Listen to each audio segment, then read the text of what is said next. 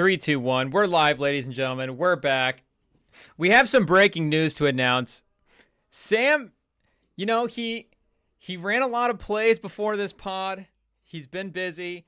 He exerted a lot of effort in the last episode that we did, and he's just tired, to be honest. He said he's got to tap out. He's got to go to the sideline, and he's got to sit this one out. No, the man's busy. He's not Anthony Richardson.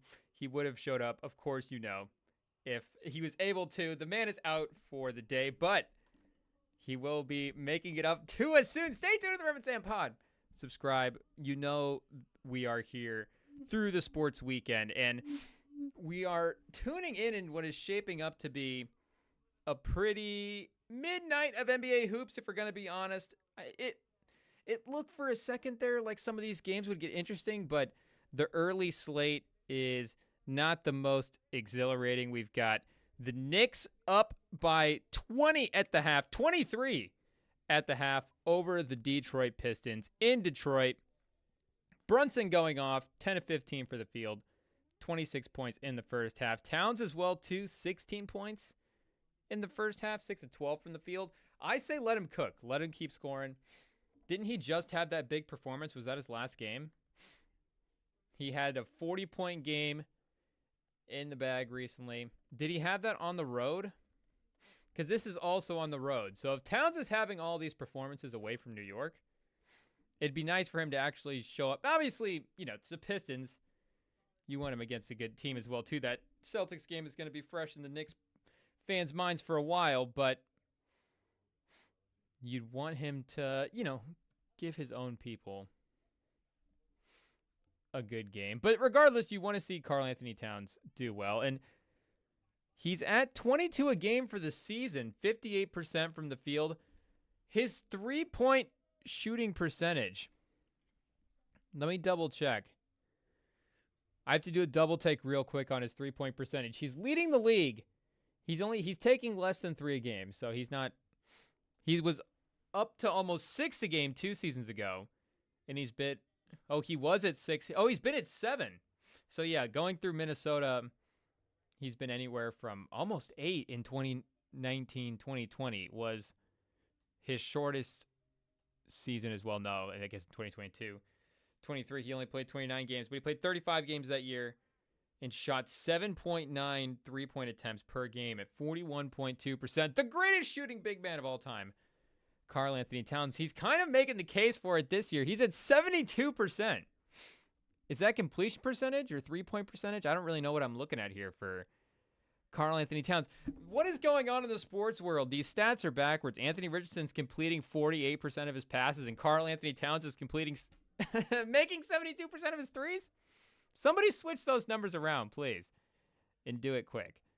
And not for Flacco. Well, hopefully we want Flacco to do well. We want to see our boys win on Sunday night, but we want Richardson back in the starting lineup. We want optimism going forward at the quarterback position is ultimately what we want. And we had it with Richardson there when he was drafted. And I know we said part of the Anthony Richardson case was not being okay with not having instant gratification in the NFL, where you see Steichen saying that Flacco is giving you the best chance to win right now, but what even is winning right now? If you look at the team and go, can we win the Super Bowl with Flacco? Are we better off just in the long term having Richardson and then taking, if we end up falling down the stretch of the season, we have a higher pick in the draft. We just end up taking somebody, either a quarterback or another, good young talent there. And Latu's looked pretty good as well to start his career, so that's another productive pick, though the run of defensive linemen right after him, that was a close tier of guys in the NFL draft. And again, the Colts got a really good one in Latu, but Karl Anthony Towns, the three-point percentage off the charts, and I guess he's at 3 tonight, so maybe the volume will go up as well. And just for his own confidence sake, like Brunson against the Pistons, he's had a lot of miles over the last couple of years. I guess, they've divisional round in the playoffs, so it's not like they've had, crazy deep runs. Is that the 5-incher of playoff runs, the divisional round? But he could potentially go, third or fourth quarter and not do the full load pause. But Karl Anthony Towns, I feel like it'd be a good night for him to really get cooking. McBride 1 for 5 from the three. See, you need Brunson to go to the bench so you can get McBride in the game. But that one's at the half at 20. Okay, so we do have a game over in Charlotte between the Celtics and the Hornets. That is good news. Obviously, the Hornets are Sam's team of the year against Sam's favorite player, Jason Tatum. This is a game of conflicting emotions for our guy Sam. Charles Lee versus Missoula. He just has this is like a baby Celtics team, I think, to him with that coaching staff extension. And right now on ESPN in the primetime slot, Magic versus Cavs. Banchero is out, so no surprise the Magic are struggling. They were down by, I think, 20-ish at one point.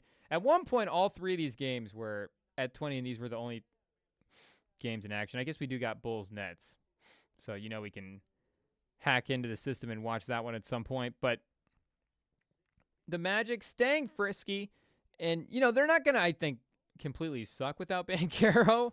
They've still got some good players, and you see Anthony Black, like, he's actually going to be in more of a point guard role. Like, there's going to be some good things that come out of this, and I know out indefinitely is not good. And what was the exact injury here? Should we do a little doctor corner? Torn oblique? So he's got like an abdomen injury? Is that better or worse? Because that's in your core. The core is good. Obviously, I guess we're doing science corners. The core, that's the center of everything you do, right? Pause. Is that where you generate all your power? So what's the timetable on a torn oblique? Do we have a Twitter doctor out there? I'm sure somebody was on it right away. But you think, shoulder or legs, anything in the appendages, that feels worse.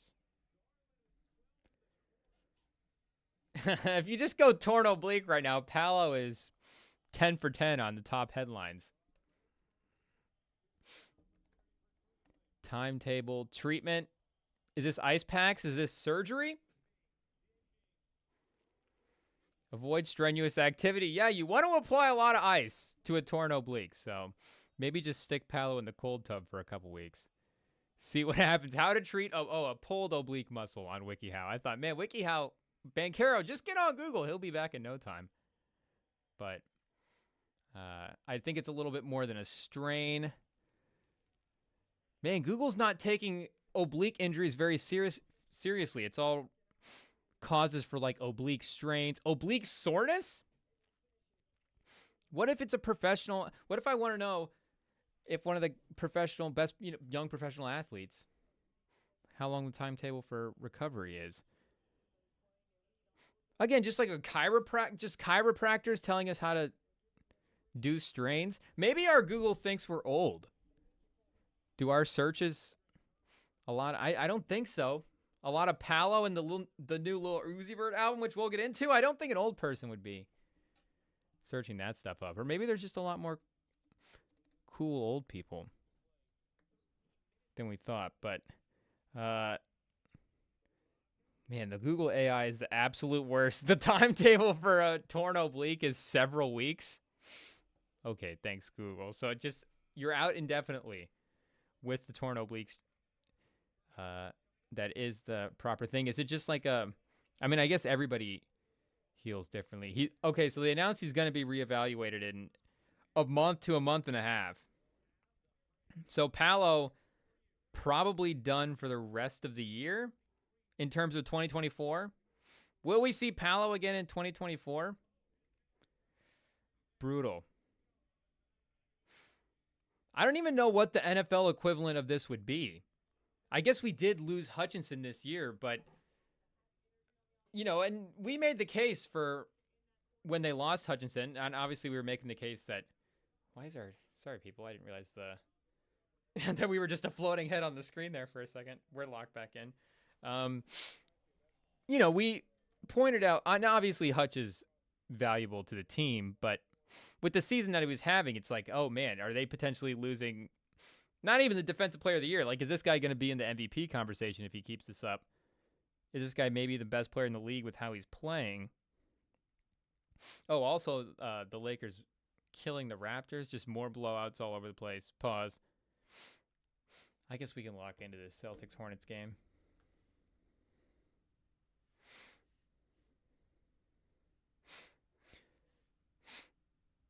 But it doesn't seem like the Hutchinson injury is going to have the same impact on Detroit that obviously, but and it's football as well too, the one guy versus the defensive line. But losing an edge rusher, I think, outside of a quarterback is maybe an impactful edge rusher. That might be the closest thing to an NFL or an NBA injury in the actual NFL. And it's tough for Hutch that like the Lions might win the Super Bowl without him this year. And then Michigan, won the national championship. I guess they got to the national championship the year without him against TCU. But, then won it. We blocked the TCU game out of our memory. And he's going to potentially miss out on a couple of, being on the field for a couple of rings. I guess he'll still win one for the Lions. But again, I think losing Banchero, that has to be a QB equivalent injury. And a young QB equivalent. Would that be like if Stroud went down this year? And I get it's maybe not perfectly matched up. What, year 2 versus year 3? Whatever. But it's not even just the way Pala was playing as well, too, because, we were saying first team All-Eastern Conference. He was in the lead for our Good Vibes MVP as well. Our retroactive Good Vibes MVP for last year was Jalen Brunson, and Pala was definitely leading the crew in this category this year. But if you just look at the drop-off from first to second player, and I was thinking about this as I was watching the game here, too, because, again, I don't think the Magic are a bad team, but we knew the amount of scoring and the amount of offense that was generated through Palo and that Palo had to run. But especially if they get into any close game in the fourth quarter here, maybe, their coach is a good coach. They're probably going to run some good sets. Black's a good distributor. They've got good spacing. When KCP's out there, Franz, when he's hitting his shots, like, again, things can work. And things can be cohesive, and I think they would still be, just say they didn't even have Palo on the roster. I guess, well, but maybe that's just making our case. Like, they're in that range from, are they tanking for Cooper Flag, or are they trying to be like the 9 or 10 seed for the play-in game? Or maybe, 8 seed or whatever. Like, the play-in game in a victory in that would probably be their upside for the season without Palo. But if you think about the other guys right now that are leading on MVP, and obviously your team needs to be a certain level good, but the Magic were looking like real regular season contenders here with Palo being healthy. Like the drop off from Tatum to Brown, like Brown was the finals MVP last year. There are moments when you think Brown's the best player on the team, and Tatum with the 3-point shooting back, more consistent than it was in the playoffs last year. He's back more reclaiming that role, especially with him as continuing to ascend as a playmaker as well too. But like Chet is a level up this year in, year 2, year 3 for him. And the drop off from Chet to Shea, like I get maybe Chet wouldn't be a guy that we would think is like the number one guy on a title team. And maybe like Jaylen Brown would be closer to being, I think, a number one guy on a title team than Chet. But Chet, am I wrong on that? That could be a close one. I get, Chet's got a little more just pure upside in terms of his age and how much basketball development. And, Jaylen Brown could obviously continue to get better too. He does it every year. But Chet's just younger. So not a great drop off there. I guess they're showing Grizzlies. They're showing a top 10 highlights during the halftime here for Celtics Hornets as we wait for that one to get back in. The Hornets were down by 20, but they're down by 4 at the half. We'll see if Derek White's just copping out and going under all the screens again. But maybe the drop-off from Ja to Jaren Jackson, that might not be totally fair to Jaren Jackson because he definitely did flash some stuff, pause with Morant out last year. He had some moments, had some big games. Marking into Walker Kessler might be the other one. I guess Wemby's the obvious number one. With, Wemby to whoever the second best Spur is, in a good way. That there's a lot of, young talent there. Luka to Kyrie. So maybe that's the actual, Luka potentially on pace to win his first league MVP this year. Feels like it's in that time of his career. Wouldn't be totally shocked, but in that sort of metric, that would make a lot of sense. And then I guess the other one that came to mind too, because I was thinking about him as a young player and with the way he's been playing this year, thinking about him, and I guess not the way that he's been playing, but the way that Paolo's been playing is what I meant to say with when he, not Anthony Edwards, but Anthony Edwards was the other guy that I was thinking of.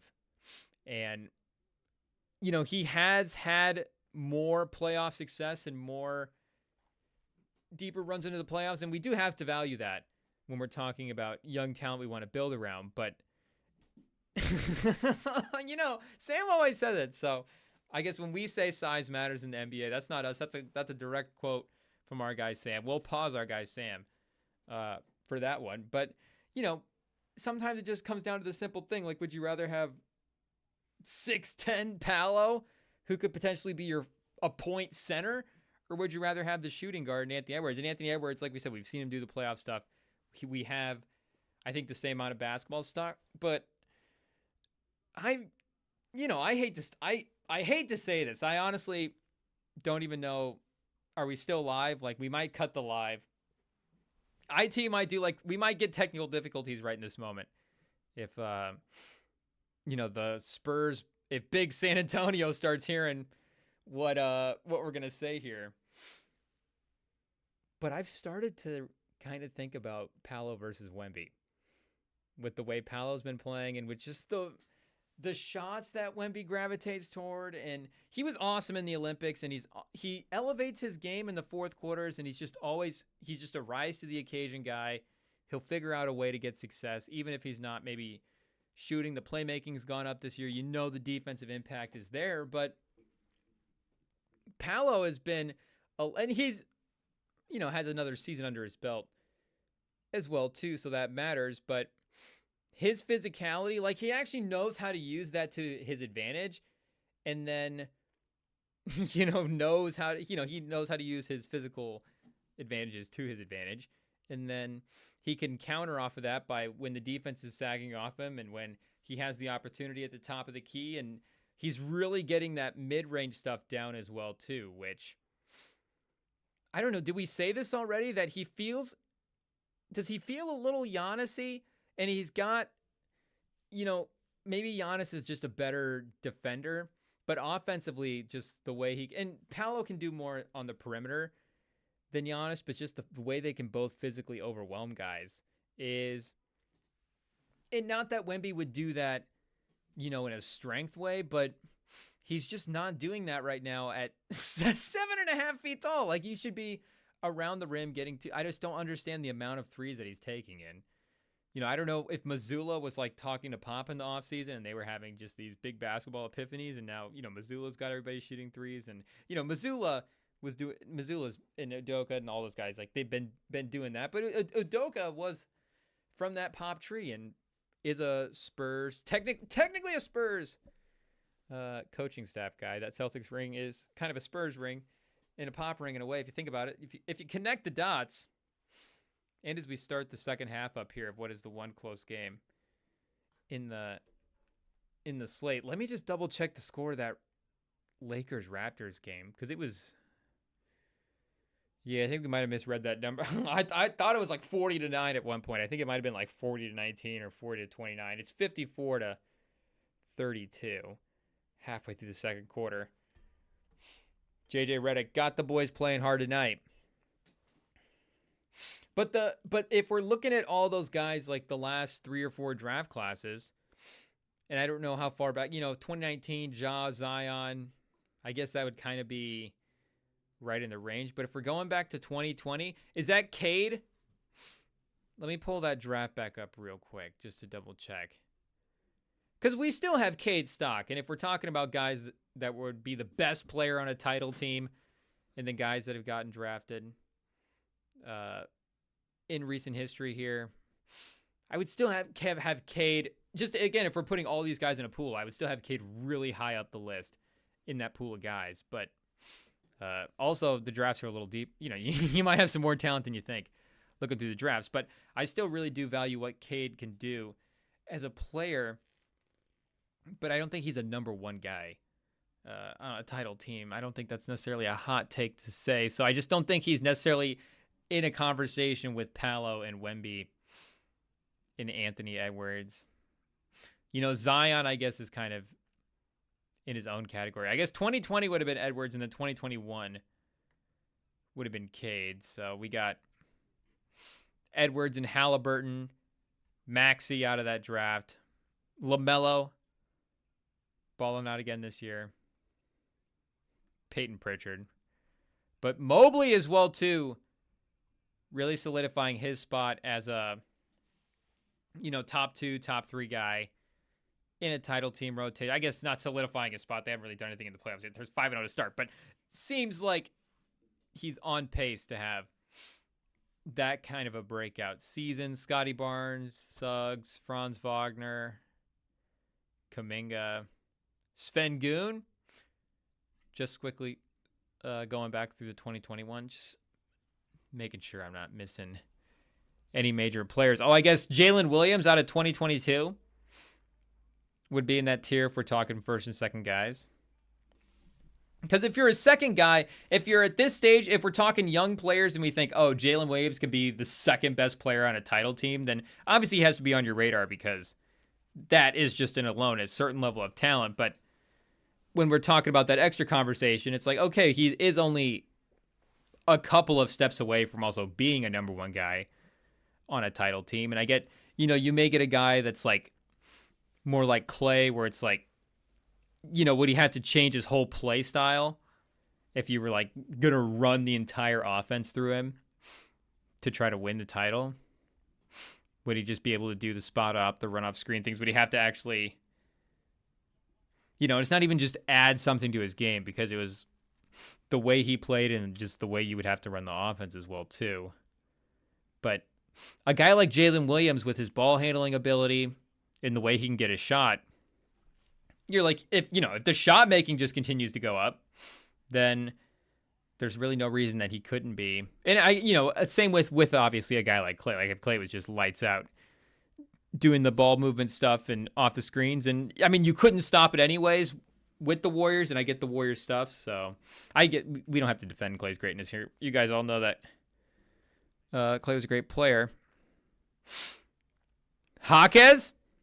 Do we think Jaquez could be a top 3 guy on a title team? But Paolo might have been top 5 biggest. Like if we're actually talking like literal MVP, like the actual most valuable player, he might have been number 1 this year. Oh geez, we just knocked over the light. And I'm sure FanDuel is going to have updated the MVP odds at this point for his injury, seeing as how he's going to miss a month and a half. I mean, just from a games played standpoint, I'm sure that's going to pretty much... Is that going to take him out of All-NBA as well, too? That could be huge for a contract thing. IT, let's remember that for a quick second here. Yeah, he's not even on the list anymore, obviously, for MVP. Oh, wait, it didn't load. The rest of it is down here. I don't think he is on it, though. So, yeah, he's done. Games played. He's just not going to get there. And speaking of Cade Cunningham, I mean, you still have to have stock in Cade Cunningham because FanDuel has odds for him to win MVP. He is 500 to 1. Obviously, that is insane. Is 500 to 1 correct? I don't even think that's... yeah, I think I'm saying that right. I was going to say, was it 5,000 to 1? It might actually be. But he's got the same odds as James Harden, Karl Anthony Towns, Kyrie, Julius Randle. So don't give up on Cade yet. Cade will find success somewhere. But you've got Shea, Luka, Tatum, Anthony Edwards, Jokic, Davis, Giannis, Brunson. I guess Giannis might actually that's how we know Giannis might actually be the number one, is we just completely forgot about the Milwaukee Bucks. The Bucks, I think, kind of forgot that they were supposed to like show up and play for this season. I don't really know what's happening. Shout out to Brook Lopez. You see guys like, obviously LeBron can age gracefully, but you even see a guy like PJ Tucker where he's still out there. Like, there still can be a certain level of hustle that guys will have when they're old. It's just they're slow. But I was thinking Chris Paul. Chris Paul's kind of slowing down right now as well too. But Brook Lopez is, I don't even know if he's trying to move. He's like the only player in the league that's just walking up and down the court right now, and then he'll just kind of like watch a guy go by him and just be like, oh no, oh, and then the offense will run back up, and Brook Lopez is trying to catch up to the offense, and the next thing you know, defense is back zooming by him again. But he's hanging in there. He's trying his best. I mean, he's like 52 years old, so you've got to give the Lopez. I mean, is his brother? Where is his brother at? Is his brother in a home at this point? I'm not really even sure what's going on with the rest of the family, but he's really trying his best. He's playing hard. Dame Lillard was like 0 for something the other night from the 3-point line. It was definitely a load management game for Dame. I don't know if there's for some reason his stats can't be too good. Is Dame like betting the over-under on his 3-pointers and just has these nights where he just drastically takes them off? So Giannis would be number one. Should we make a quick list? Let's say Luka is 2. I think, Jokic might actually be number 1. The list is constantly changing. Either way, the top 3 is no surprise. I guess we just have to get used to the fact that the Nuggets are this way. And it's not even, we can all get used to the fact that the Nuggets like this. Like, we can watch Christian Braun and the other rookies, right? And I like a lot of the young guys too, but they still, and Christian Braun is a little bit more of who he is. And he is a very nice impact guy if he's, maybe not your 3rd or 4th best player on a given night, but second best player on a given night, depending on the matchup, depending on if Jamal Murray is fouled out or not. And Michael Porter is, you need somebody in there for defense. Christian Braun might actually be the second best player on the team. But I guess I'm not ready to give up on Jamal Murray yet. I still feel like it's just missing at this point.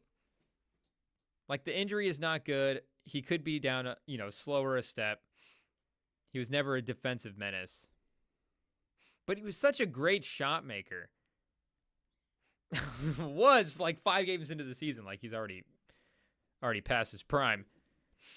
But I guess it's not just 5 games into the season. It's also an Olympic run in some other stuff on top of that. Like we said, Edwards has to be in the mix, but I do also think that Anthony Davis is also sneaky in this conversation. Again, if these other kind of more stacked teams, because even like Brunson and even Phoenix, like, it's not clearly not the deepest team in the league, but you've got Durant and then you go to Booker, so it's not going to be a crazy drop off. And even Mitchell to Mobley, like, in terms of the regular season, the Cavs can bring in Mitchell and you go, yeah, they're a potential now 1 seed with the way that this group has been playing. But even without Mitchell in the regular season, that team could still be a playoff team. Embiid, I mean, Embiid and George aren't even in right now. We've got Maxey. And is the drop off from Embiid and Drummond? What's that right now? I guess Drummond's actually Embiid is. We should feed into it. Embiid's going through it right now. There were some quotes we were seeing. It seemed like there might be a little bit of a strain between the relationship and him and his city. So, if he wants to join, another Frenchman, Embiid, almost on Team France this past Olympics, but If he wants to join another Frenchman, I'm sure the Spurs could work out something. We could take a look at the at the current, situation, the current roster, the current stash of picks. We might be able to throw something together for Embiid. As long as it's not necessarily a crazy overpay. Trae Young, does he even count? The Kings, the Rockets, the Bulls, the Clippers. I feel like there's a certain amount of teams that just, I guess, because we're talking about actual MVP guys as well, too. So we know that the MVP of the league is not necessarily going to be from any of those teams, though. Wemby is like, 12th best odds maybe to win the MVP right now. So he's almost on second team All-NBA, even though he's shooting like 27% from the 3-point line. He is 75-1, same as Ja, and the same as Donovan Mitchell, who is leading the 1-seed Cavs right now. And the Cavs are undefeated. I mean, the Celtics aren't even undefeated. The Celtics thought that they could come back and finish that game the other night against the Pacers, but the Pacers still able to close them out in overtime, as tracked at the start of our last watch party, which I think right now on the charts, it's the Chet versus Wemby watch party going toe-to-toe with the Trump and Rogan interview. So you guys are if you haven't seen it yet, you guys might just want to go ahead and get that out of the way. Subscribe to the channel. But Paolo's value to the Magic, of course, cannot be understated. His value to the league, one of the more fun young superstars. American superstars, again, almost a Team Italy guy. But to my knowledge, he's like a born and raised basketball. He played his basketball in the USA, right? We can do a quick Paolo biography. And did he have like a Kobe Bryant go overseas for a little bit? Start his career. Because like Matas, our guy Matas, like I'm pretty sure he's Chicago area. So, he might be able to work the passports in a certain way. But it's like, what courts did you play on as a youth? Where are your memories at? Are they in Lithuania? Paolo, former quarterback for the Odeya High School in Seattle. Oh, as a backup quarterback. Okay. Imagine Paolo as a 6'10", 250-pound quarterback. I mean, could he basically be doing what Anthony Richardson is doing? Could we just bring it Paolo? It's dark times, people. It's dark times. But, yeah, Paolo straight out of... Once we see that as well, too, that was definitely true. Paolo is, I think, very tied to his former hometown there in Seattle. So, I mean, yeah, American superstar, red, white, and blue for Paolo Banchero. A true patriot. If he's going to be a quarterback for any team, he'll only quarterback the Cowboys and the Patriots because the man is USA all the way. The Steelers? They have red, white, and blue on the helmet. It counts. Tatum with the jab step. Right in the face of the defender. They push the lead back to double digits. We should have been paying attention while it was close. Trey Mann's going to have to do something quick. Oh! I thought that was one of just like those random international veterans. But nope. It's our boy Saloon. The first rounder. The 6th overall pick. Hitting threes early in his career. Getting playing time here. Second half in a close game versus the national champions. Charles Lee. Grant Williams in a revenge game. If he plays too well, will they let him back in the locker room? What's his stat line? Should we do a little Grant Williams revenge? History corner versus the Celtics. Tonight, he is The sixth man, 2 for 4. Hit 2 threes, taking 4. So not going crazy. But he's got to take the looks when he's there. Pritchard, did you just give him the look?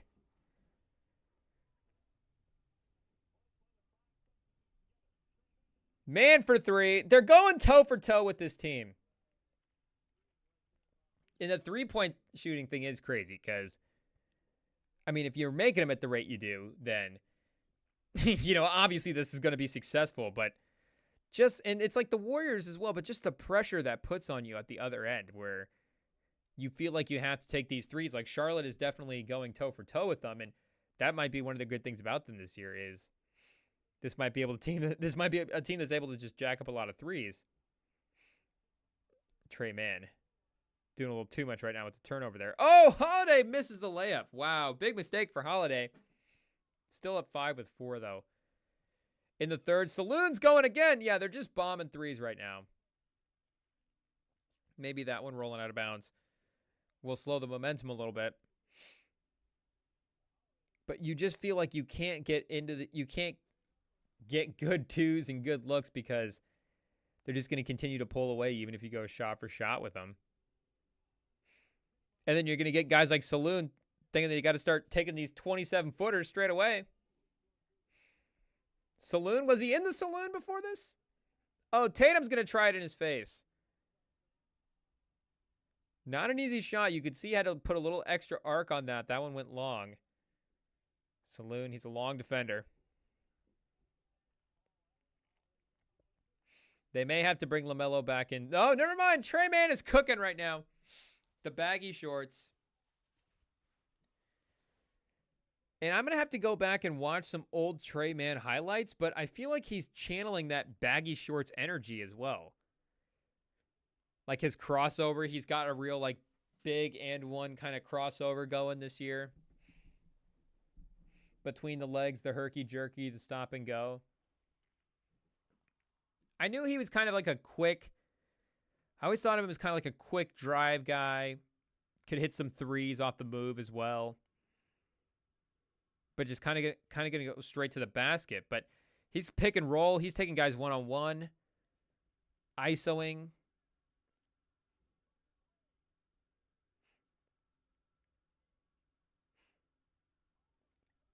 And I was thinking about this as well, too, because I was listening to something today where they were talking about, again, Steph, was it Russillo in Life Advice? There was a guy talking about how Steph Curry has just ruined not only the, not ruined, but you get what we're saying, where changed and shifted the league so much. Hornets back by 1, where the three-point shooting has become such a dramatic part of the game, but such a dramatic part of what people care about as well, too, in the mindset of how they play. And maybe these other skills are lacking because of it. But that honestly, I feel like that part of it, the ISO ball thing is not Steph Curry. Steph did not invent ISO ball. Steph definitely made it where guys are taking threes off their ISO as well. But, you could go back in various points of history and go, oh, well, Iverson, look at that impact Iverson had. And we'd have to go back and see and, look at the Steph quotes and see if he's, what kind of credit he's given Iverson toward his type of development as a player and just the influences he's had on him. But that style of play, and it felt like you get like Marbury, Baron Davis. Who's the other one I'm thinking of? Steve Francis. And maybe it's just more, it's like the high flyer scorer type. And those, Marbury, they were point guards as well, too. They could definitely play make. But they weren't, if we're talking New York point guards, they weren't Mark Jackson. They weren't setting up guys in that kind of way. Trey Mann is having himself a quarter. He's now on Tatum, guarding him. Tatum can't get the three. The two-way impact. And now he's going to go to the corner and is it Cody Martin run the offense? So hands on the knees. He's definitely taking a break. This guy is definitely focused on his own buckets, but it's working at this point. Our guy Billy Buckets is always like Trey Man from his Thunder days. So, we've always had to keep an eye on him. But he's given Holiday work right now. Are the Celtics going to trade Holiday after this game?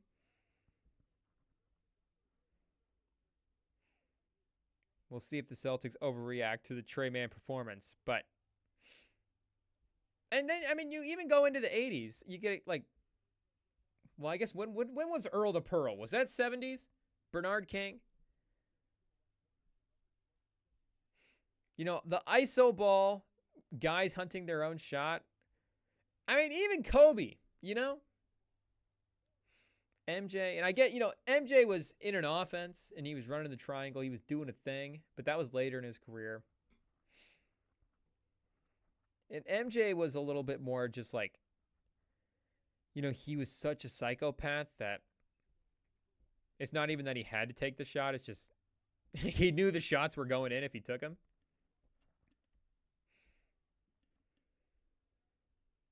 Bridges, he's going to need to get the ball back to Trey Man here. The double into the corner.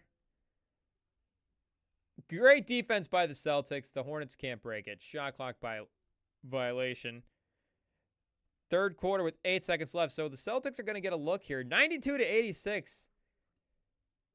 It's been all offense.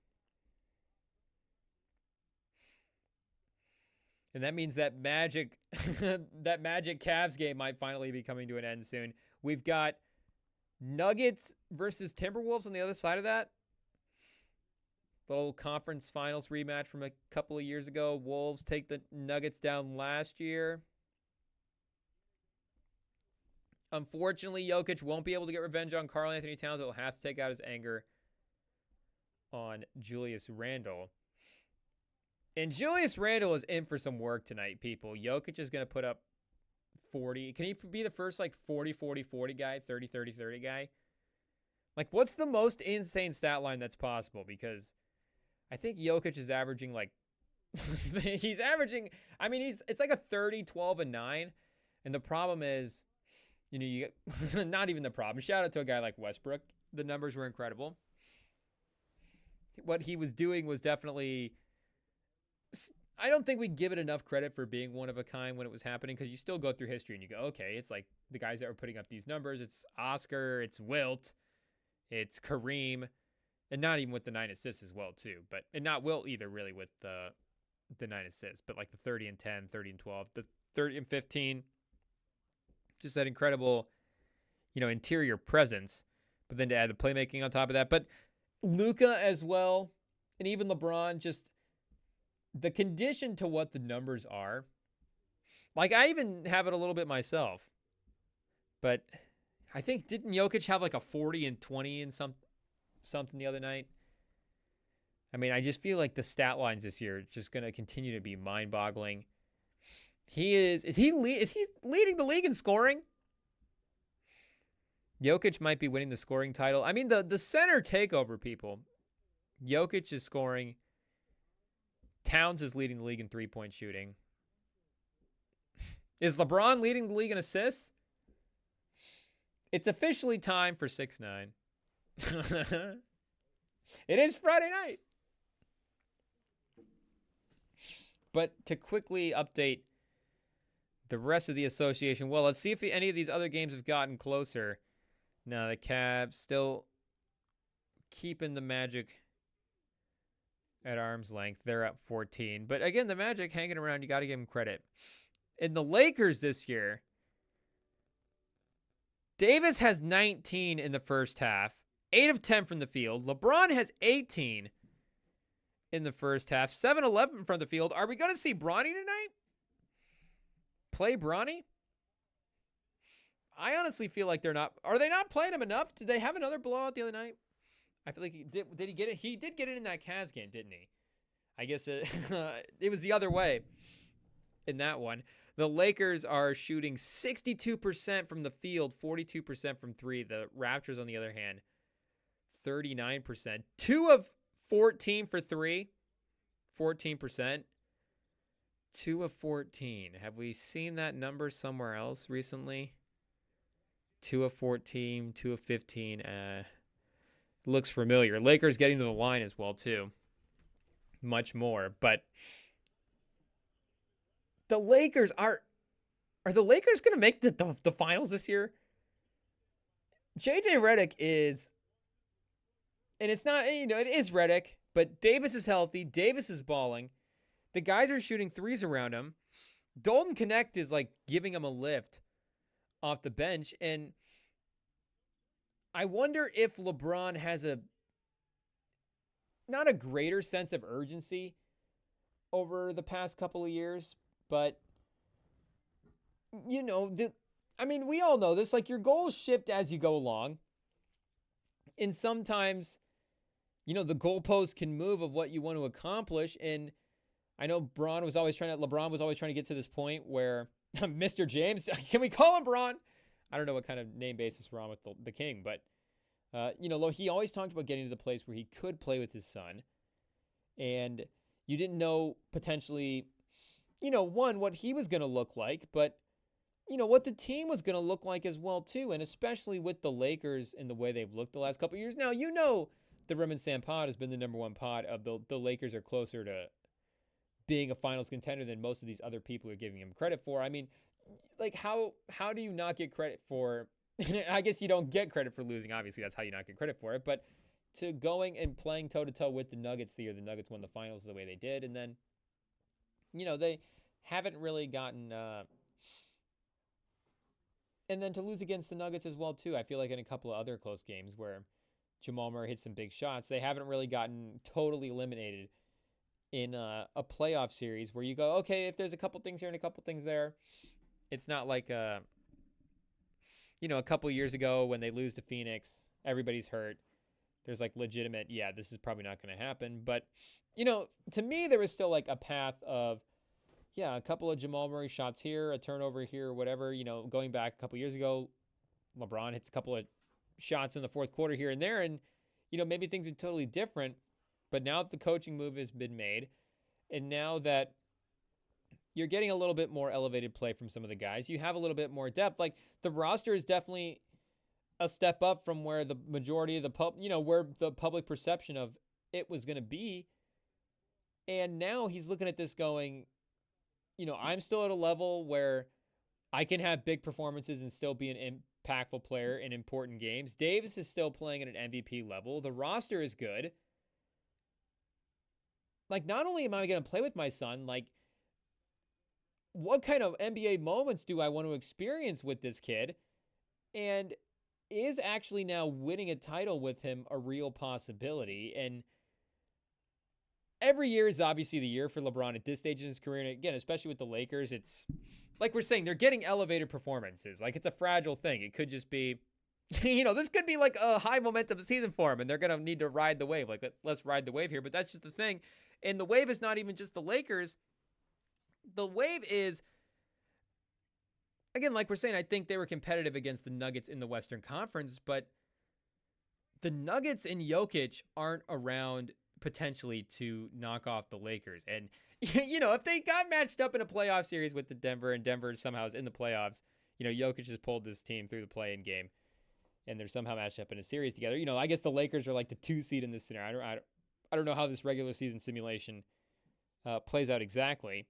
But maybe Jokic is just too dominant against Davis, and there's actually nothing they can do, and Jamal Murray's just motivated against the Lakers and hit some big shots. Porter Jr., they don't really have a guy to go up against him, and he just keeps hitting threes. And, whatever the case may be, maybe the Nuggets are still able to find a way to win. But Jokic and that team has really been the reason that they haven't been able to advance, and who knows how they match up against a team like the Thunder or the Mavs or the Timberwolves last year. But it's a lot of young teams.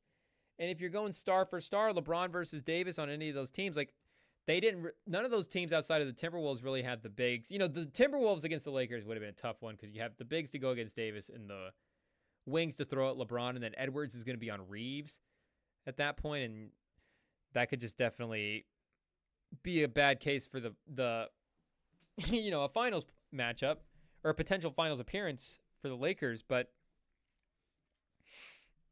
the Timberwolves have also taken a step back as well too, in terms of that matchup standpoint with trading Karl Anthony Towns. So I think the West has much more favorable matchups for the Lakers. Now, the Thunder obviously did add Hartenstein, and that team looks like they're a menacing team. Them and the Cavs are the only two. They don't look like they're a menacing team. I mean, they are a menacing team. They're one of the only two undefeated teams left in the league. And are they playing? Let's see if they're playing tonight. Are they playing San Antonio tonight? Are they going to lose? Maybe they're primetime tomorrow night. Ooh, Spurs Timberwolves tomorrow night. Oh, no. Thunder Clippers tomorrow night. So, yeah, the Thunder will be 5-0 after Shai Gilgeous-Alexander could have been on that team. Could have already been playing in Intuit Dome. But unfortunately, he's going to have to, unfortunately for Clippers fans, he's going to have to be going in there in a Thunder's jersey. And no Paul George to show for it either. No playoff appearances to show for it. We would feel bad about roasting the Clippers fans, but there's just probably not that many Clipper fans, especially at this point. Who's at the Intuit Dome? Are they paying people to show up at the wall? Chat, if you're getting paid to show up at the wall and be a Clippers fan, slide in the chat. If you're hearing this later, slide in our DMs. We're at Rem and Sam Pod on Instagram. You can find us over there. Let us know if the Clippers are paying you to watch games at the wall. Because there's no way people are actually rooting for this team. Like, even if you are a Clippers fan, like, what have they even done for you the last, how long have you been a Clippers fan, for one? You haven't been a Clippers fan for 40 years. That's just impossible. I don't think there's anybody out there that's been a Clipper fan for more than 15 years. We'll say 15 at this point because we're still at the age where we don't quite realize how much time has passed. We're like, wait a second, it actually has been more than a decade. Not that they're starting to add up. The old timers are going to feel bad about that, but you get what we're saying. We're still there's still a little bit of perspective change that's happening.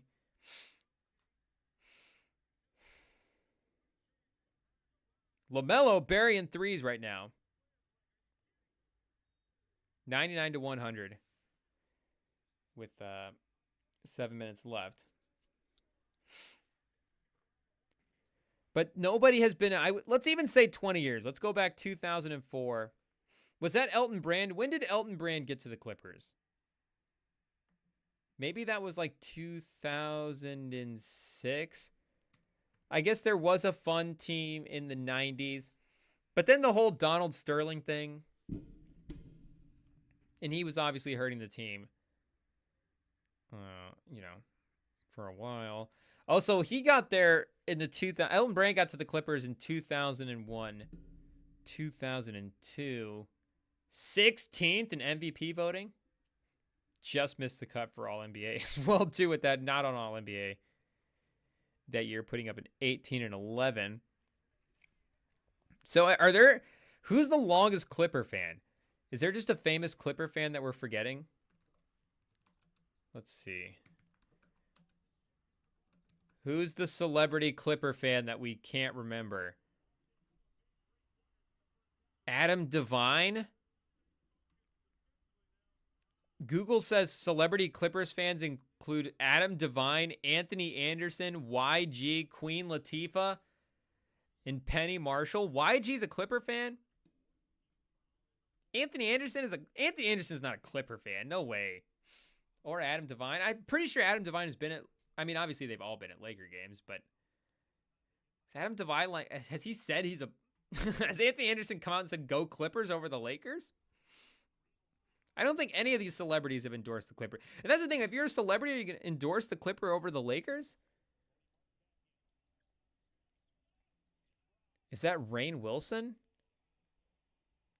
I don't know. There's a couple of pictures here of famous celebrity Clipper fans, but they are not celebrities to this generation because I'm not recognizing this picture, or I think they're just making this up. But we've got pictures of Shawn Mendes and Camila Cabello at Clippers games. Is that an old picture? Is there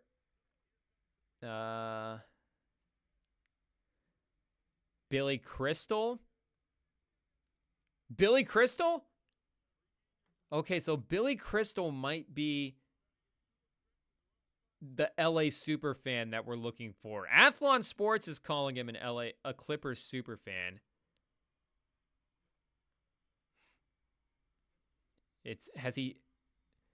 He's joined a strong fan base of.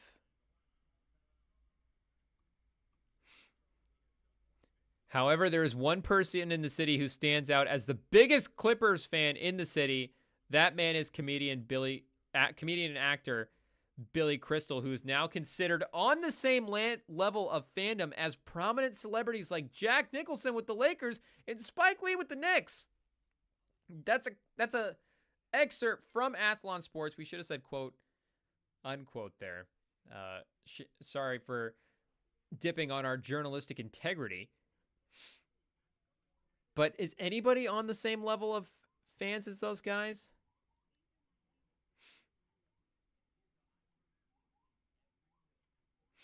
And is he just doing this for the bit? It might just be a bit. I think Billy Crystal is doing a bit where he's a Clippers super fan. Because why would you go to Clipper games when you can go to Laker games? But there's no way that Wall is like that legit.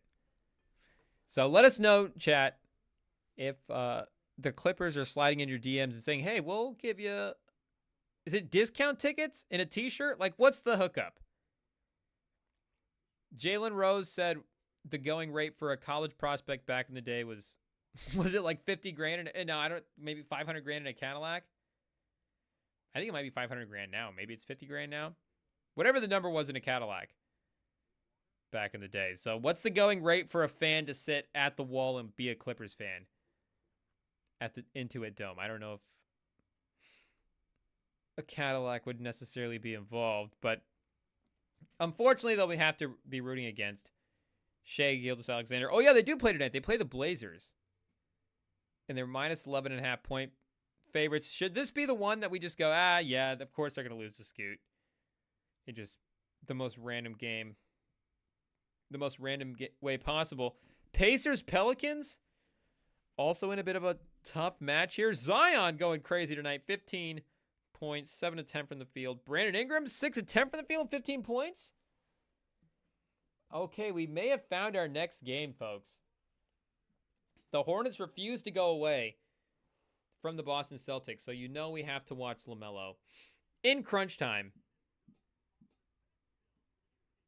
Trey Mann, the best bench player through 5 games in Hornets history, topping Del Curry. In terms of a single season now, it shows here, it's showing like points through 5 games, and it's got a couple of Del Curry seasons on it. So the man had the tenure, the man had the career. But in terms of one season, in terms of one individual effort, Trey Mann in the baggy shorts this year has been carrying the bench and carrying the secondary scoring for this Hornets team. Derek White at the free throw line. Rolls it in, and the Celtics are up 4. And we're going to get into some NFL picks as well, too, in a little bit. A very interesting slate this week. And we've got a surprise message predicting one of the games. All that and more up next. Quinoa. Whoa, the poster. Nemesis Quinoa with the vicious dunk on Miles Bridges. What will be the dunk score on that one? Chat, we'll have to check NBA.com tomorrow. See if we get a good dunk score. Bridges tried to respond with a 3 in his face, but it's not going to happen for him.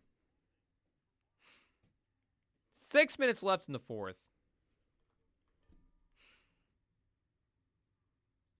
And we do want to watch Jokic for a little bit as well. I don't know if we'll do a little halftime to halftime. So is 8:30 the new start now?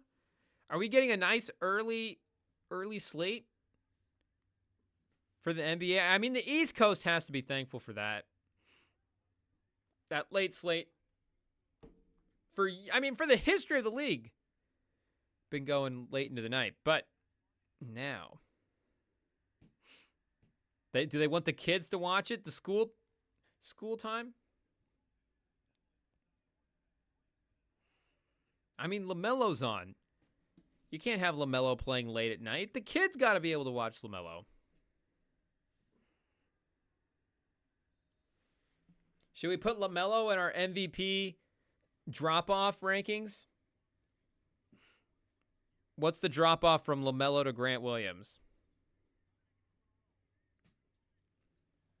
The drop-off from LaMelo to Trey Mann, though. With the way Trey Mann looks tonight? Is Pritchard? Pritchard's not going to get the clutch minutes over Holiday. Pritchard's in right now. Over Tatum. In with Tatum and Derek White. Nemesis Quinoa and Jaylen Brown. So they might be running our boy NQ at the 5 tonight. He's been a physical presence like he was earlier with that dunk. But Brown, Tatum, and White, this might be the group. Did LaMelo just play Holiday off the court? Is there foul trouble for Holiday that we're unaware of? Or did Trey Mann, Trey Mann was the one cooking him earlier. LaMelo's also got 31 in his own right. 12 for 23 from the field, 5 for 12 from 3. Trey Mann is at 19. Can he get to 20? Chat, did anybody have Trey Mann over 20 points tonight? How much money are you making? We did not do a 6-team, 6-leg parlay like we did the other night. Holiday, only one foul, but he's the only guy in the starting lineup right now with minus plus minus at -4, and he's 4 for 10 shooting. Missed that layup earlier. LaMelo at 5 fouls, so LaMelo is a foul guy. LaMelo is a bit foul prone. Hopefully that's not fighting words for LaMelo. LaMelo, we didn't mean that. We meant that you foul while you're playing basketball on the court. Personal fouls. Just normal basketball fouls. I don't know. I mean, obviously, he's been hurt more than he's been fouling out over the course of his career, but he's been up over 3 a game each of the last 3 years. Again, 36 games played in 22 and then 22 games played last year, but he was at 3.6 last year, and then this year he's at 4.5 fouls a game. So that's not bolded out. He's not leading the league in fouls per game at 4.5. How many is Jaren Jackson getting? Somebody's getting more than 4.5 fouls a game. Maybe the league just doesn't want to give him credit. It doesn't bold out the turnovers either, so it's not necessarily an accomplishment to lead the league in turnovers, but I think it is notable in the same way that leading the league in scoring is notable. Like, that's really the thing, right? This was the most extreme stat in that category. So even if it's, the most turnovers, give James Harden the bold. But right now, Neesmith is tied with Ben Simmons for the lead in most fouls per game at 4.8, almost 5 fouls. And these guys are both playing 25 minutes a game. Ben Simmons is playing 24 minutes a game, and he's at 5 fouls a game. So at per 36, he's screwed. He's not even getting there. He is at 7 fouls a game per 36. Appeared in 4 games. 96 minutes on the season. He's averaging 7 fouls per 36 minutes. Should we go the per 36 foul leaders? That would give us a good look at what I guess Neesmith would be near the same because he was the same in near the same in minutes played. Okay, per 36 is going to open it up to some real weirdos in this stat. Klingon, Yabusele, when he's playing, Wagner, Looney. Zach Edey. Zach Edey's at 6.8 fouls. Zach Edey's fouling out right now per 36. Shout out. The highest effort guys. Right now, Jalen Tyson is the leader in per 36 minutes fouled. He's only played 21 minutes on the season, but he is at 12 fouls per 36 minutes right now. So I guess I was going to try to do another sort here quick, but I don't think that's going to be the right way to find that stat. But I can't do the math, but he's got to have like fouled out in just the one game that he played. Bruno Fernando. Another person that's unfortunately a guy we have stock on him very high up in this list. But LaMelo's going to have to bring that down a little bit. That's too crazy. That's careless. Miles Turner at 4.5. Drummond at 4.5. Keshawn George, the rookie out of Washington. Caleb Martin and Yabusele. 2 Philly guys. 3 Philly guys in the top 10. Philly decimated with fouls this year. Nick Nurse, clean it up. Team's getting sloppy. Kelly Oubre is also in the top 20 in fouls per game with 3.5. Is anybody even playing for the Sixers? No wonder they suck. Embiid's out. George is hurt. And outside of Maxey, everybody else fouls out of the game. I mean, is that their other best players? Oubre might be their other best scorer on a given night. Outside of Maxey. If he can stay out there. Oubre is getting his starting level minutes at 38. Drummond, though, is also at 28 minutes. So the man not being efficient with his time or being super efficient with his time and just getting those fouls right out of the way. Holiday back in the game, missing some free throws. Celtics up by 9. Can the Hornets go on a 3-point barrage?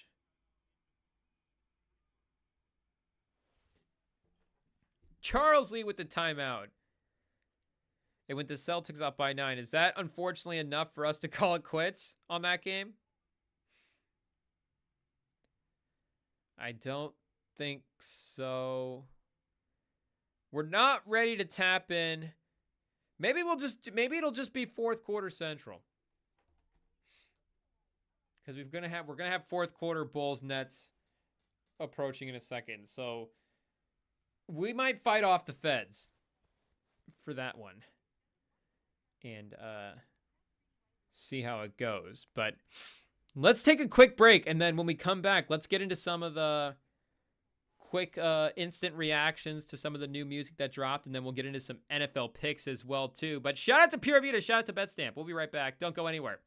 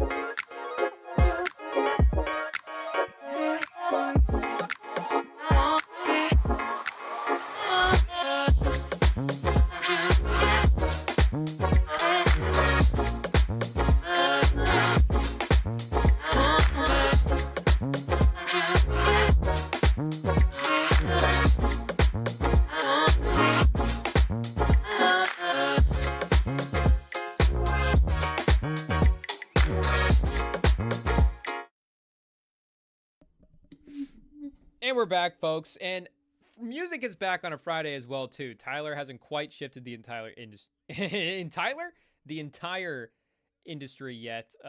He's dropping on a Monday, but we've still got a couple of big drops that happened today. So we weren't quite going through everything with the the thoroughness, if that's a word, that we were going through the Tyler album with.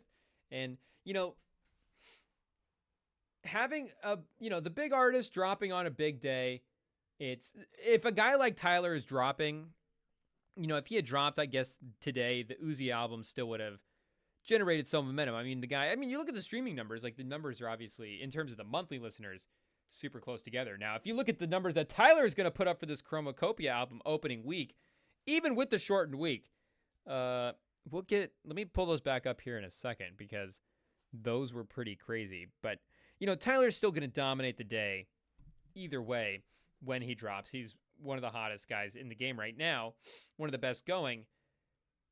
But just having the entire day to focus on it was kind of a nice thing as well, too, because, again, today was totally stacked. It wasn't just Uzi dropping. I mean, in terms of the big names, he's the biggest, but we've also got Freddie Gibbs as well, too. And I guess Lil Uzi Vert, not the biggest, shortest, but biggest in terms of the monthly listeners. But Gibbs dropping. There was also a West Side Gun album, a Conductor Williams album as well, too. So it was a stacked day. There's going to be a lot of stuff to check out here. The Conductor Williams album we started to listen to and didn't get all the way through. And the West Side Gun album, it was a collab album. I forget with who. Let me look that back up here. Give him a nice little shout out. Still Praying with DJ Drama. So I'm guessing a continuation to his iconic series, Pray for Paris, and then You Pray for Me. Is this a mixtape or is this a full album? It's the old double artist release on Spotify. So I'm guessing it's an album. DJ Drama, but still, West Side Gun. I think he was dropping some other stuff earlier as well. So we'll definitely get into that. But we also had to go back and relive the old Uzi because, when he announced that he was dropping and it was kind of like, time to start getting fired back up for Uzi again. The Love is Rage projects are always going to be iconic. Love is Rage and Love is Rage 2. And he also dropped in between those. He just dropped the one project, right? It was Uzi vs. the World, which, let me pull that track list back up. It's not an album that I revisit a ton, but I don't remember if there's like a song or two that we snuck off of this one. Yeah, Lil Uzi vs. the World. Oh, I guess P's and Q's is on this album. But I guess, this is a good project. And the Perfect Love tape as well. Perfect Love tape is good. Erase Your Socials is iconic. But, Love is Rage and Love is Rage 2 is hard to beat. And we were bumping Eternal Take 2 right before this as well, just to give us a refresher from when we listened to it earlier this morning. And then I just had to pivot away and go back into Love is Rage 2 just because that old Uzi hits so differently. And when I was listening to it a little bit earlier, and not the first time, but right before this, and not really, again, like we were saying, you always listen to it that first time, I think maybe a little extra critically, but just kind of listening to it, just kind of going through it. It is a good album for Uzi. Like, this is definitely what Uzi's been up to, and this is good stuff. But, when you're talking about artist evolution and you're looking at what a guy like on the other side, and the streaming numbers, they're both kind of the same. And I guess career-wise, they're kind of the same as well, too, when they started, with what you've seen Tyler do versus Uzi. And obviously, Tyler's had the run, and he's won the Grammys, and he's already, achieved great success here on, we're not saying anything. We're not saying Tyler's wiping. He is wiping a lot of guys, but he dropped Goblin in 2011, and then Love is Rage was what, 2015? Almost 10 years ago at this point. It's crazy. And he does have a good knack for like making, like, I think this album has like a nice sequence to it. And there was some nice, like, there's definitely some bangers, some harder songs to go to start the album. And then it continues in the middle, but it definitely starts to mellow out a little bit. I think by the time you get to Conceited, let me replay this one. YouTube, don't take this down. Yeah, that one's definitely like a melodic track. Perky Sex? That was kind of fun. And speaking of Lil Uzi Vert not evolving, he titled the song Chill Bay, which, did our grandparents use that term? Were we using that term, chat? Did we say Bay back in the day? Chat, if you want to admit to it, tell us if you said Bay back in the day. Because I definitely threw it around a little bit. I'm ashamed to admit. But fine stuff here from our guy Uzi. I don't know yet how much stuff is going to make the rotation consistently. At least not over. And, you know, we don't want to be like Lil Uzi is the one guy where it's like, well, you know, he didn't match his legendary songs. Count it out. But the way life goes, Neon Guts, 20 minutes. I mean, he just hasn't, I think, even lyrically gotten quite back to that point yet. And I think his production as well, too, has slipped. I don't know what he was doing for sampling in this one. Like, I don't know if it was crazy. But, you know, he was definitely using more of that. And he was still doing that stuff on, you know, Pink Tape. But I think even the Pink Tape. Would you guys take Pink Tape over Eternal Take 2? Because at least on Pink Tape, you really have to be committed to get to the hit songs. But you do have Flooded to the Face. You've got the Nicki Minaj feature. You've got Just Wanna Rock on here. A Don Toliver feature? We might have to go back and re-listen to this. Don Toliver feature. Is that like Don Toliver taking his spot right there on that song? Has Don Toliver taken Uzi's spot? Is that already a take that's out there? But it seems like that kind of melodic, singy, rappy, auto-tuney. I guess he's not doing like auto-tuney, but the way the production he raps over production that guys that have auto-tune would definitely use. Talking about Don Toliver. I guess chat, it does. I always think of him as a vocalist, so I don't know what his deep secrets are with that. But the Freddie Gibbs album, I thought, delivered as well too, and I don't know. We're gonna have to dig back into his earlier catalog to give us a refresher on that. And I kind of liked his last album as well too. I thought that one was underrated. Sold separately. But he also dropped Freddie in 2018 as a solo album.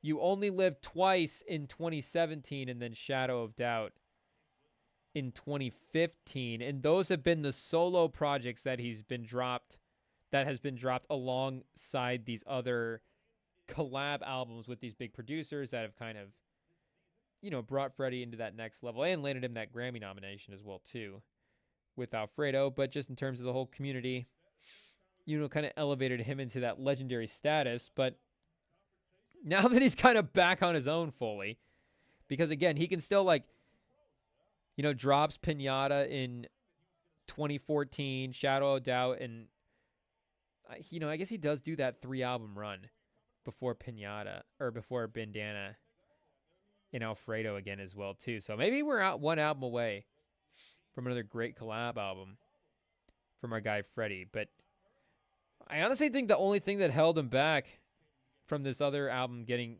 good reviews of, what was the Metacritic score on Sold separately? Not the that matters, of course, but just to see what the people were saying.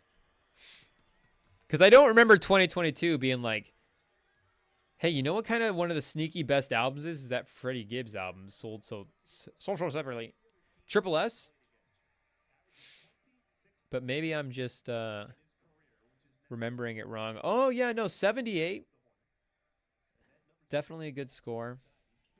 Let's see what it was here stacked up against, a pretty good year where you've got, Denzel Curry, Mr. Morale. Are those all this? Yeah, Her Loss, Heroes and Villains, Nas, Lil Sims, Earl Sweatshirt. Oh, yeah, It's Almost Dry as well, too. Dropped this year, The Forever Story. So, maybe that's why, but, again, it's one of those, like, sneaky would be... It's the Tier 2 title contender type player. It's the Jalen Williams, sold separately. But I think that's where I'm with this one again. And I'm at the point with Freddie Gibbs where he's just one of my absolute go-to guys. So this album, and I think this album, again, let me go pull that list back up here. Do I have a playlist where I'm sneaky ranking the albums from this year? Stay tuned. But it could definitely crack the top 10. We haven't fully ranked everything we've listened to yet. 3, 4, 5, 6. Oh, 10. I don't know. The top 10 might be pretty it might be pretty set. Top 15.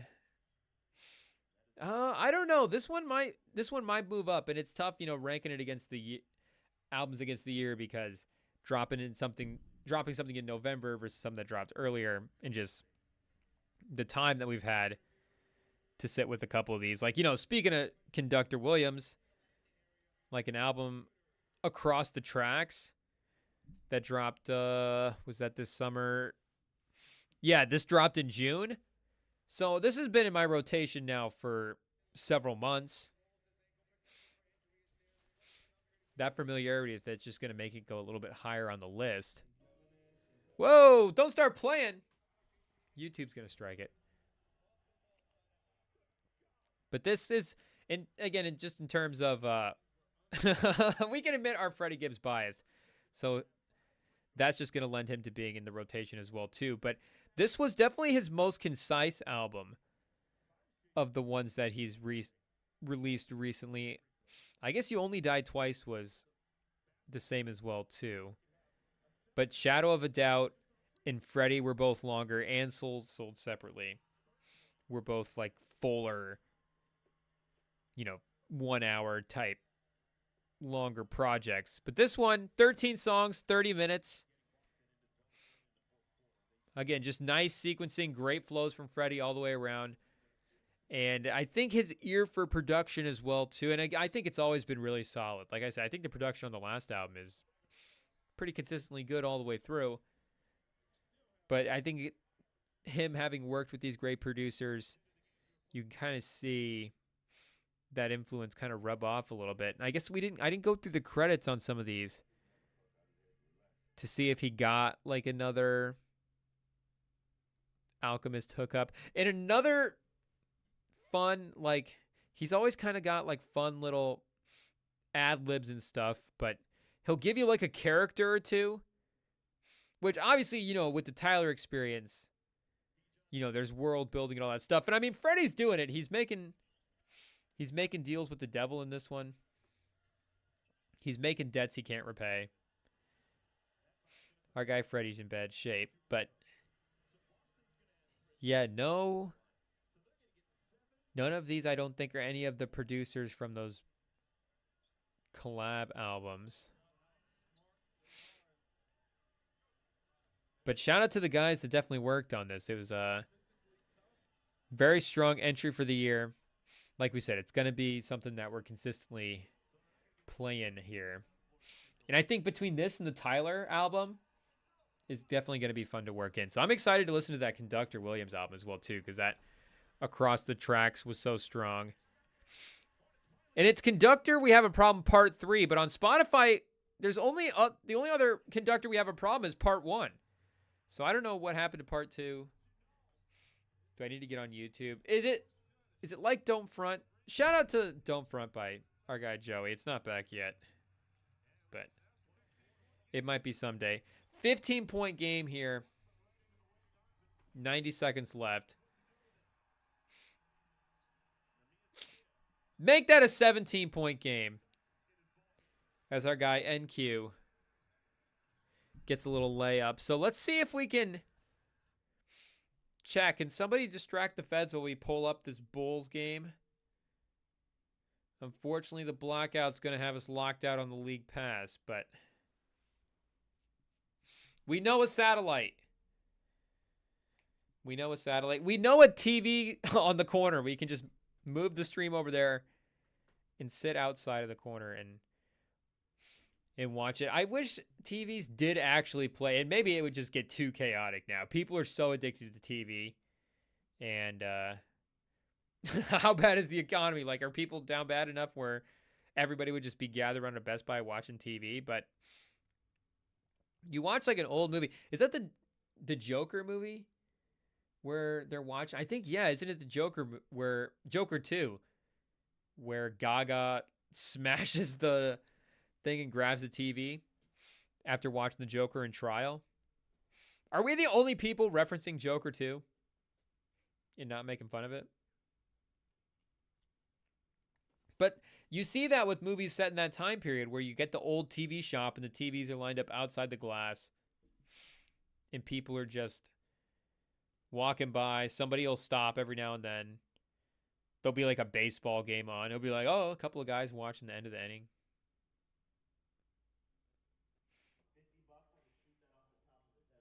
And even Walmart and stuff back in the day, they used to at least play clips, right? Sometimes I'm like, am I crazy? Was I just living in a dream world as a kid? Did I make all this stuff up? Like, were Happy Meals actually good? And did Walmart used to play Finding Nemo on the TVs? Was this all just fantasy? And then you grow up, or did something actually happen? Like, did Walmart get away from that? And now it's just off-brand Finding. See, it might not even have been Finding Nemo. I might have just been made up. You never know. But I do feel like they used to actually play a clip or two of a movie back in the day. I mean, obviously they used to have the video. They used to have you could go in and play Xbox at Walmart. R.I.P. Man. Was that a dream? Was it all a dream? Just the Walmart video games. But who else was that? Oh yeah, Wet Side Gun as well too. Dropping an album. The Tyler album, of course, now fully in the mix. And yeah, speaking of the Tyler albums, let's see what those numbers were that I was looking at. Because our boy on IG, Jaw Talks Music, was posting about some potential projections. Or maybe it was on YouTube. Let's see if we can go to the Jaw Tube real quick, because it seems like Tyler was going to put up even more impressive numbers than what we were talking about. We were talking about, and he has had really good numbers lately as well too, like 150 plus, 160 plus K for each of his last couple of albums. But now, and you get the shortened week as well too. So like, if he matches what he did, then that would be pretty impressive. But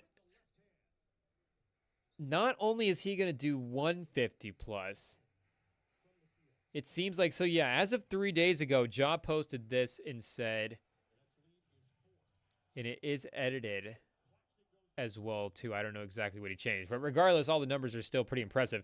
It says, Chromacopia is expected to debut at #1 and sell 250 to 300K units with only 4 days of tracking since the album dropped on Monday at 6 a.m. It also got, and we're still quoting Ja here, It also got 85 million streams on its opening day, which is the biggest hip-hop debut of 2024 and the 16th most of all time. Unquote. So Chromacopia, almost a top 15 biggest album. And then he lays out the other stats here for the opening days. Flower Boy did 6 million. Igor did 24 million. Call Me If You Get Lost did 41 million, and Chromacopia did 85. He's growing exponentially. I mean, the man is like doubling his performance every time. And yeah, 250 to 300K would put him in the mix for number one. I mean, Days After, this is an album that hasn't even come out yet. Days Before Rodeo is number one right now in all albums released on this year, with 303,000 units, however the number they say it. Oh, sorry, 361. So I guess that is just going to continue to be the number one for the year, unless we get, something really, really Rocky ends up dropping, and that just does like insane numbers. Or, the Kendrick album in December or whatever. But Eminem at 281, and then We Don't Trust You at 250 are the only other albums at over 200,000 right now. And then Vultures, I know we read these numbers recently as well too, but make no mistake, the information, even I don't remember it. Vultures 1 was at 148,000, and that was number 4 on the year. So he's basically a lock on 4 days to be in the top 4. And I guess if you do like a per day, I get, biggest day out of all these guys, his historical day as well, with it almost being in the top 15. But this year, it's probably the biggest. I guess we have to consider it the biggest album of the year, because again, it's potentially gonna do what Slim Shady. I guess we Don't Trust You at 250 and the Rap Beef is gonna be hard to beat, and that is not.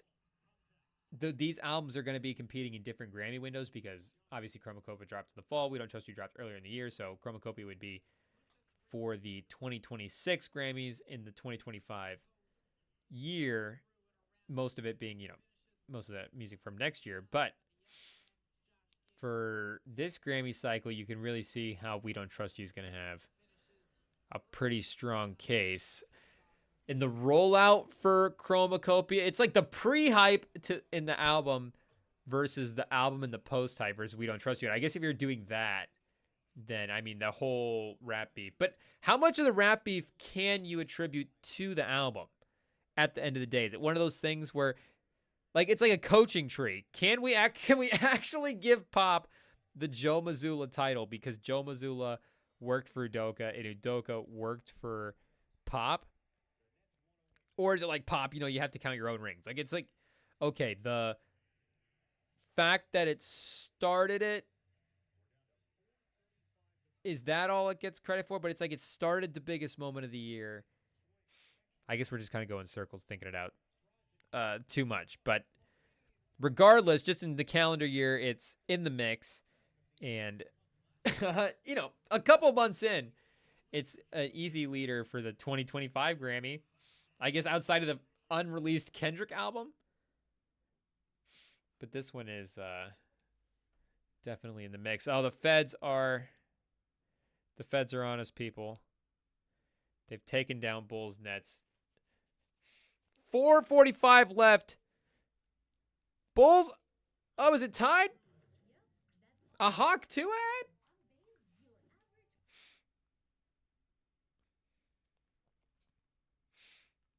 How do they know to put the Hawk 2 ad in the Josh Giddey game? Huh.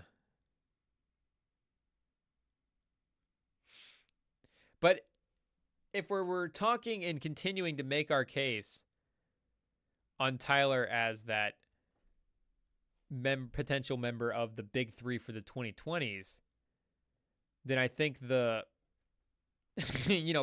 size of this album in its standing in the year, I think is going to be a very good piece of that argument. And not even just that as well, too, but the album's overall quality. I know, I don't even know if it's a controversial album. There's going to be some people that don't like it. Like, that's just obvious. Seems like an overwhelming majority of the people have liked it. We watched a couple of reviews. Shout out the NFR pod, but I haven't, like, the Metacritics and all that stuff. We haven't looked at those scores yet. So once we get a couple more weeks, once the numbers actually get released for it, then okay, you've got enough distance there should be enough out there to really see what the opinion is of it.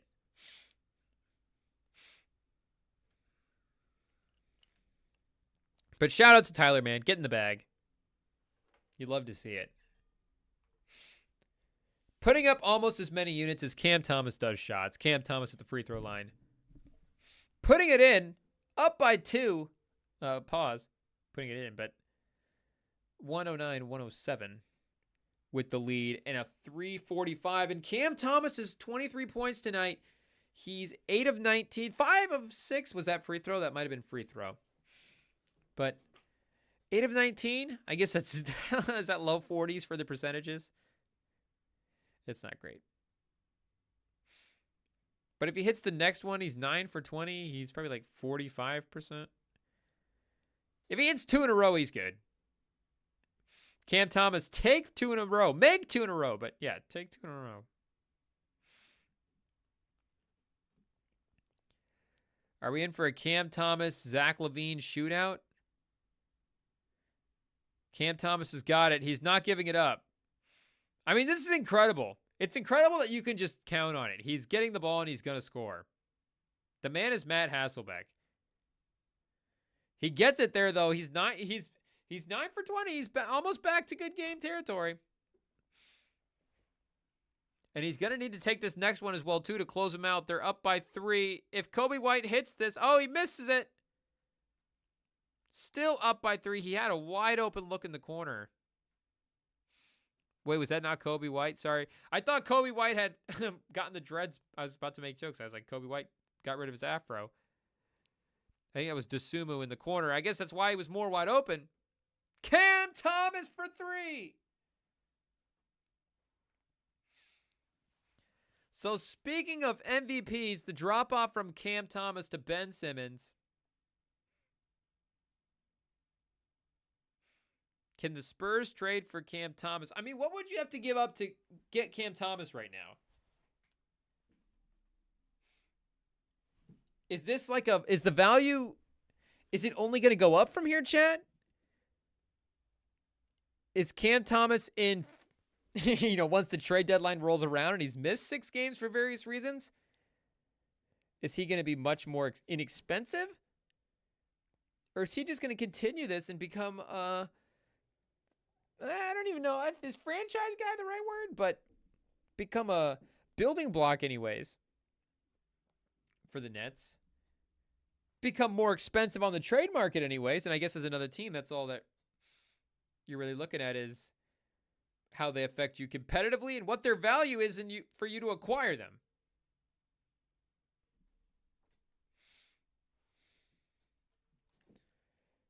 And by now, we should be going on Nuggets, Wolves, Celtics, Hornets goes final. Magic, Cavs goes final. Cavs 120-109. Suggs with 28 tonight, 10 of 20 from the field, 1 of 7 for 3. So he was efficient getting to the rim and at the 2-point range, 7 of 8 for the free throw line. A Suggs emergence here. Maybe we'll see that. So you're gonna look. I mean, like we're saying, the Paolo thing is brutal. And competitively, it sucks. We're losing a star player to start the season as well, too. You lose him for the in-season tournament. No Paolo for the in-season tournament. You're basically out of contention for the Commissioner's Cup at that point. But you're just losing another, stretch of Paolo where now he emerges as the guy, and we get to have fun rooting for him. And like we're talking about, we're losing that potential good vibes era with Paolo because even if he's not playing, he's still this guy now. Paolo has emerged to become like a star player. And the fact that now when he returns, yes, he's going to have those expectations, but we're going to be more advanced into the season. And when he returns, it's still going to be fun. And it's still going to be, that good vibes type stuff. But now there is playoff expectations on the team. And now for this season, maybe the bar has moved a little bit. And if the Eastern Conference continues to go down as well, too, and not necessarily go down like other teams are emerging like the Cavs, but if the Eastern Conference continues to shake out to be favorable for them, then it's just going to be a bummer that we're missing out this stretch of basketball for Paolo. So we haven't quite kicked off the Nuggets-Timberwolves matchup, but the Raptors have battled back a little bit, so they're not attacking the championship, but they're continuing to attack tonight. Barrett, 24 points, he's back. Grady Dick, 21 points in 25 minutes, 21 points on 21 shots. You love to see it. Not much from the bench, but they're down 12 with 7 minutes left. So we'll see if they make it frisky. Is JJ Redick going to blow the game? Pause. Will this be the first tough look game for our guy JJ? Kings, Hawks battling in Atlanta with 4 minutes left. Hawks cut it to 3. The Bulls, however, now down 9 and now down 11 as Cam Johnson slams it home with 90 seconds left. Cam and Cam. Cam. It's too much. It's a deadly combination. The highest fourth quarter scoring duo in the league. It might be Cam Thomas and Cam Johnson. Who knows? It might be Cam Thomas and just anybody, any other guy you put with him. Cam Thomas will just carry that. Cam Thomas and Schroeder. They took him off the court for the last 90 seconds. Oh, no, never mind. They did. He's got the ball right now, and he's putting up the shot. I was looking around because I thought he didn't have the ball, and of course, should have been looking at the guy dribbling. 58 seconds left. Kobe White fouled. I guess we go until the feds say no. And then we'll switch over. Do we have to... Well, maybe we'll have to keep fighting the feds because Pelicans-Pacers was a close matchup as well, too. Cam Thomas with the logo 3.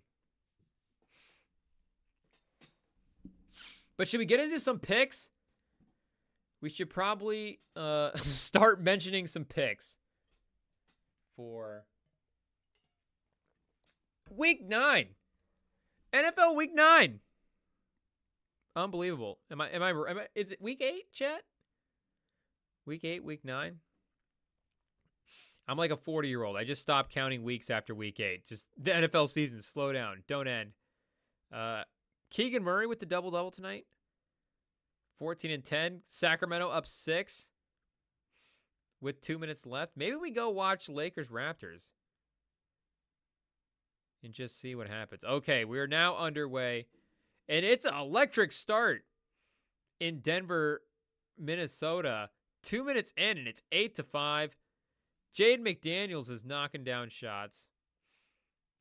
2 minutes in, and they've already put up 8 shots. Jokic has 4 assists 2 minutes into the game. Jeez. Okay, there might just be too much action going on in the primetime matchup.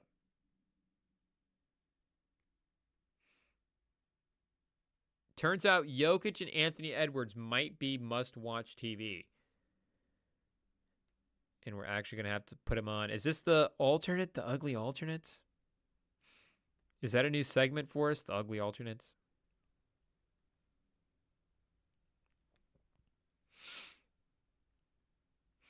Conley versus Jamal Murray.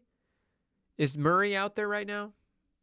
If there is a guy for Murray to bounce back on, could it be Mike Conley? I guess he's going to get Probably not Mike Conley guarding him. Probably Edwards like he is right now. But Conley on Christian Braun, so maybe Christian Braun will be effective tonight. He can run around a little bit. He can cut. I mean, gray and lime green, what are we doing? I mean, lime green is just not, we're not doing that anymore, right? Seattle's not doing that anymore.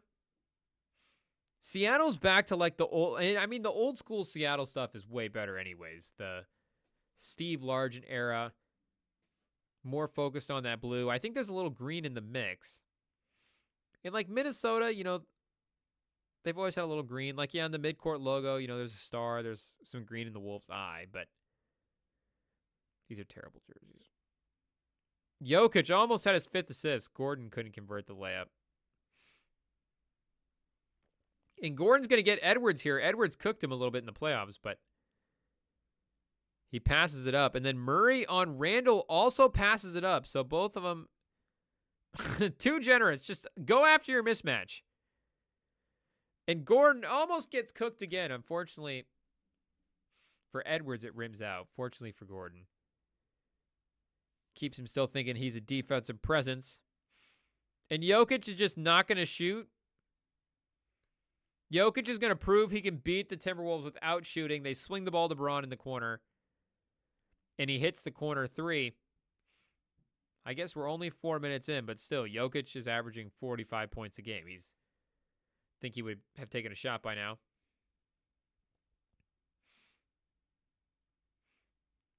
Headband Porter. We'll see if we get a different year out of Headband Porter. Murray clanking one right away. It's just a shot that he makes as well, too. Like, if you're getting to your spots, you know, they can say you've lost a step, but it's like, well, what does that mean? I'm still getting to all the places I used to get to, all the looks I used to want. Porter likes that look, a pull-up 3. Quick into the shot clock. Have you practiced that shot? But the NFL slate for the upcoming week, what game is the most interesting here? Let's get it up for pause for week 9. The only thing we'll be getting up, well, I guess just in terms of right now, is the football schedule. Colts-Vikings Sunday night. It is the primetime game. What are the rules for flexing games? I forget, because this one was flexed in. Does it have to be a noon game? Like, if you're just flexing any game in, I feel like you would do... We have Cowboys-Falcons this week, right? And Cowboys-Falcons is a noon game. I thought that was a late afternoon game. So, wow, they flexed Colts-Vikings in over Cowboys-Falcons. It just feels like a more... I mean, it's the Cowboys, but even Atlanta as well, too. Like, both of those markets are bigger than Minnesota and Indy. And both at 1 o'clock. I guess, can they just not take the game from Fox or something? Maybe they can't take the primetime game away from Fox. They can only take like a secondary late afternoon type game. They can't take the main game and move it into the Sunday night game, but they can give us a slightly worse game that might be better than whatever potential garbage they had lined up for us before. But Dak Prescott, Cowboys-Falcons, Cowboys at 5-3. I get the Cowboys aren't very good this year, but like even the bar for me for what I wanted to see from Dak to feel good about him this year, not that he's not necessarily not playing well, but, and again, I get this team is not the greatest team in the world, but I think that even in the NFC, this team could still be a playoff team with the type of quarterback that we just go, oh yeah, this is that dude. And not that we go that Prescott is that guy, but at least for the regular season, it seemed like he was getting to a point in his career where you could rely on him over the course of enough weeks to, give you a really good winning season. I mean, we're talking about them being like 1 seeds at various times, always a higher up, division winners over his tenure with this team. But even when the bar for me is like, well, I guess they're not a Super Bowl team anymore, but can he take this team to the playoffs? And I guess, they got the same record as Stafford in the Rams, and we would value Stafford more than we would Prescott. I mean, Stafford won a Super Bowl. Burrow as well, too, is down there. So, again, those guys have had the playoff success, so maybe at the end of the day, that is the important thing. But for me, it was like, well, I can live with Dak not even necessarily playing well in a playoff game this year, because I think the Cowboys aren't a great team around him. But it's like, could we see Dak take this team to the playoffs? And it just doesn't even seem like that's going to happen as well, too. So maybe it's just too much to ask for from this season. We'll see where it continues to go. The guy right now slated to be their starting running back on PFF isn't even a running back. It's a fullback. I saw a running back listed at number 40, and I was like, number 40? We haven't seen like a starting number 40 running back in a long time. Is this guy like the second coming of Mike Allscott? And he might be.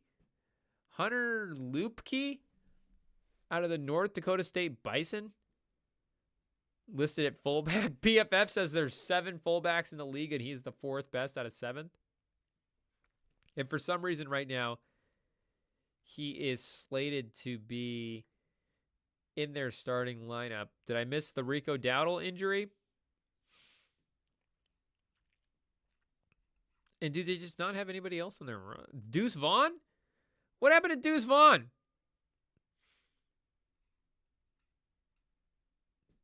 Otherwise, Zeke. So they just don't want to start Zeke. And then maybe Deuce Vaughn is the 3rd down guy. So, yeah, I don't know. I guess they are just reduced to Hunter Lipke. Maybe Mike. What was his name? Not Mike. Malik Davis. Maybe Malik Davis if they want to like activate somebody off the practice squad. Is this guy even healthy? I don't even know how deep into the roster we're digging here. But, again, it's not. You can't really blame Dak too much for what's going on this year, but I would like to see this team end up being a playoff team just for the sake of Dak's legacy. And, just overachieving.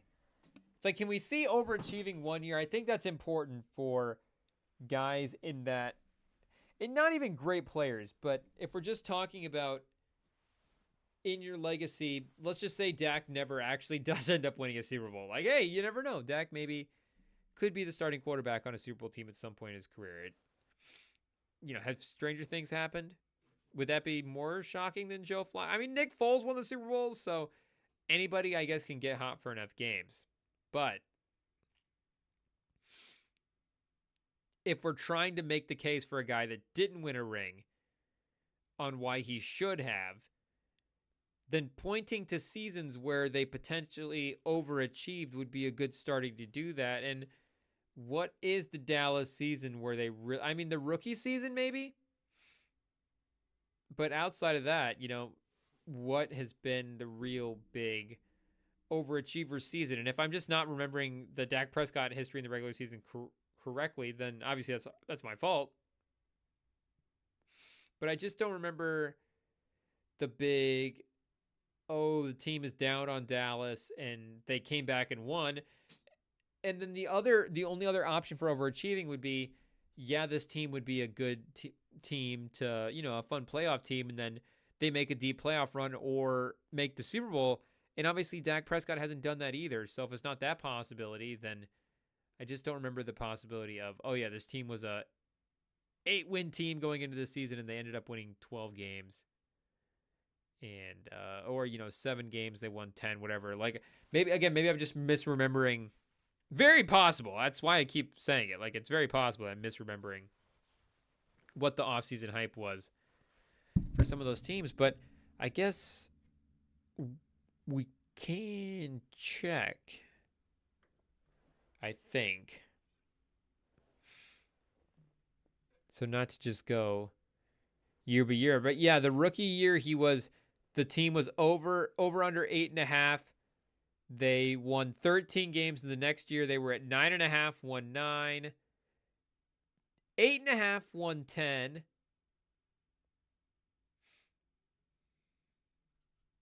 The 2019 season, the next season, 9 games, won 8. 2020, 10 games, won 6. And was this the Dak Prescott hurt year? So yeah, I guess that one, 2020, obviously not his fault. Even 2021, I guess you could say recovering. So 9 games, won 12. Dak Prescott's second in comeback player of the year that year. 37 touchdowns. 10 picks. But then lost in that wild card game. That was the San Francisco game? Was that the game where they messed up the end of that? And then 2022, 10.5 games over under. They won 12. Again, lost to San Francisco. So is it one of those things where maybe we need to give him, and I guess last year, 9.5, they won 12-2, and then, got slaughtered by Green Bay. I was going to say, do we have to just be like, well, the only ones they weren't able to get past is San Francisco. Like, maybe they're better in this run than we thought. But nah, Green Bay took them down last year. So that's what we're saying. Like, I feel like, and maybe it's just the changing in expectations once you get to that point.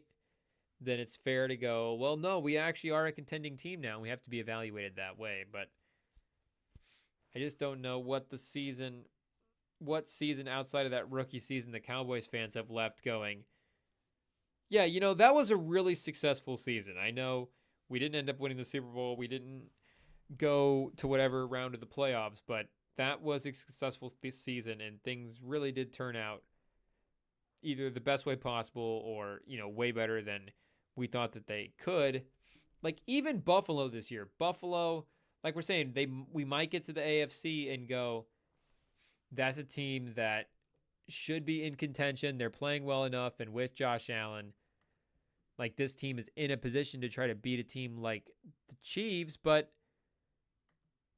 I feel like this team was not quite in that spot going, well, maybe not. Their over-under was 10 wins. It's a little higher than I thought it would have been, especially with that turnover on defense. They're at 6-2 right now. So, obviously, Vegas was definitely locked in with that projection.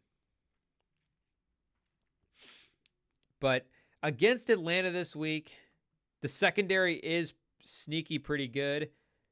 And Dallas does have that fullback in for their running back position, like we mentioned. And speaking of running backs, Bijan as well, too. PFF had him, I think, graded out in their top 5 as well. And he has had, I think, a couple 100-yard performances? He had a stretch there where he didn't run for 100 yards in a game.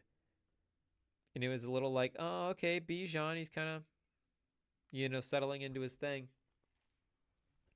But, yeah, 2 weeks ago against Seattle, ran for 103, and then last week ran for 63 yards on only 13 carries, so he's almost 5 yards an attempt.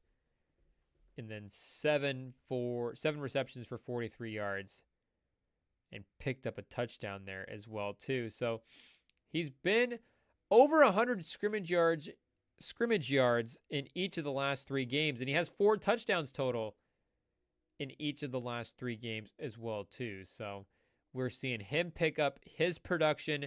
Kirk Cousins has been a savior for my fantasy team. I picked him up right at the right time when this Anthony Richardson thing started to go sideways. And I feel like I got super lucky with him just sitting out there, especially after the massive week that he had. He was on the waiver wire after that 50-point performance.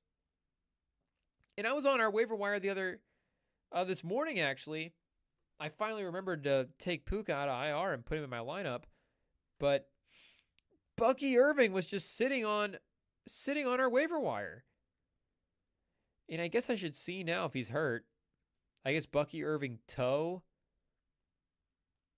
Rookie Bucky Irving will sit out his second straight practice. Toe injury may linger. So I don't know. Maybe this toe injury was more serious than we thought. And there's a reason why somebody cut him. But they're going against KC this week. He's not going to be in our lineup because of that. And we're still okay on the running back position. We wouldn't necessarily need to force it against a certain matchup. But he has been 18 points, 16 points, and 15 points each of the last 3 weeks, and then 5 points the week before that. But then the 2 weeks before that, 11 and 12.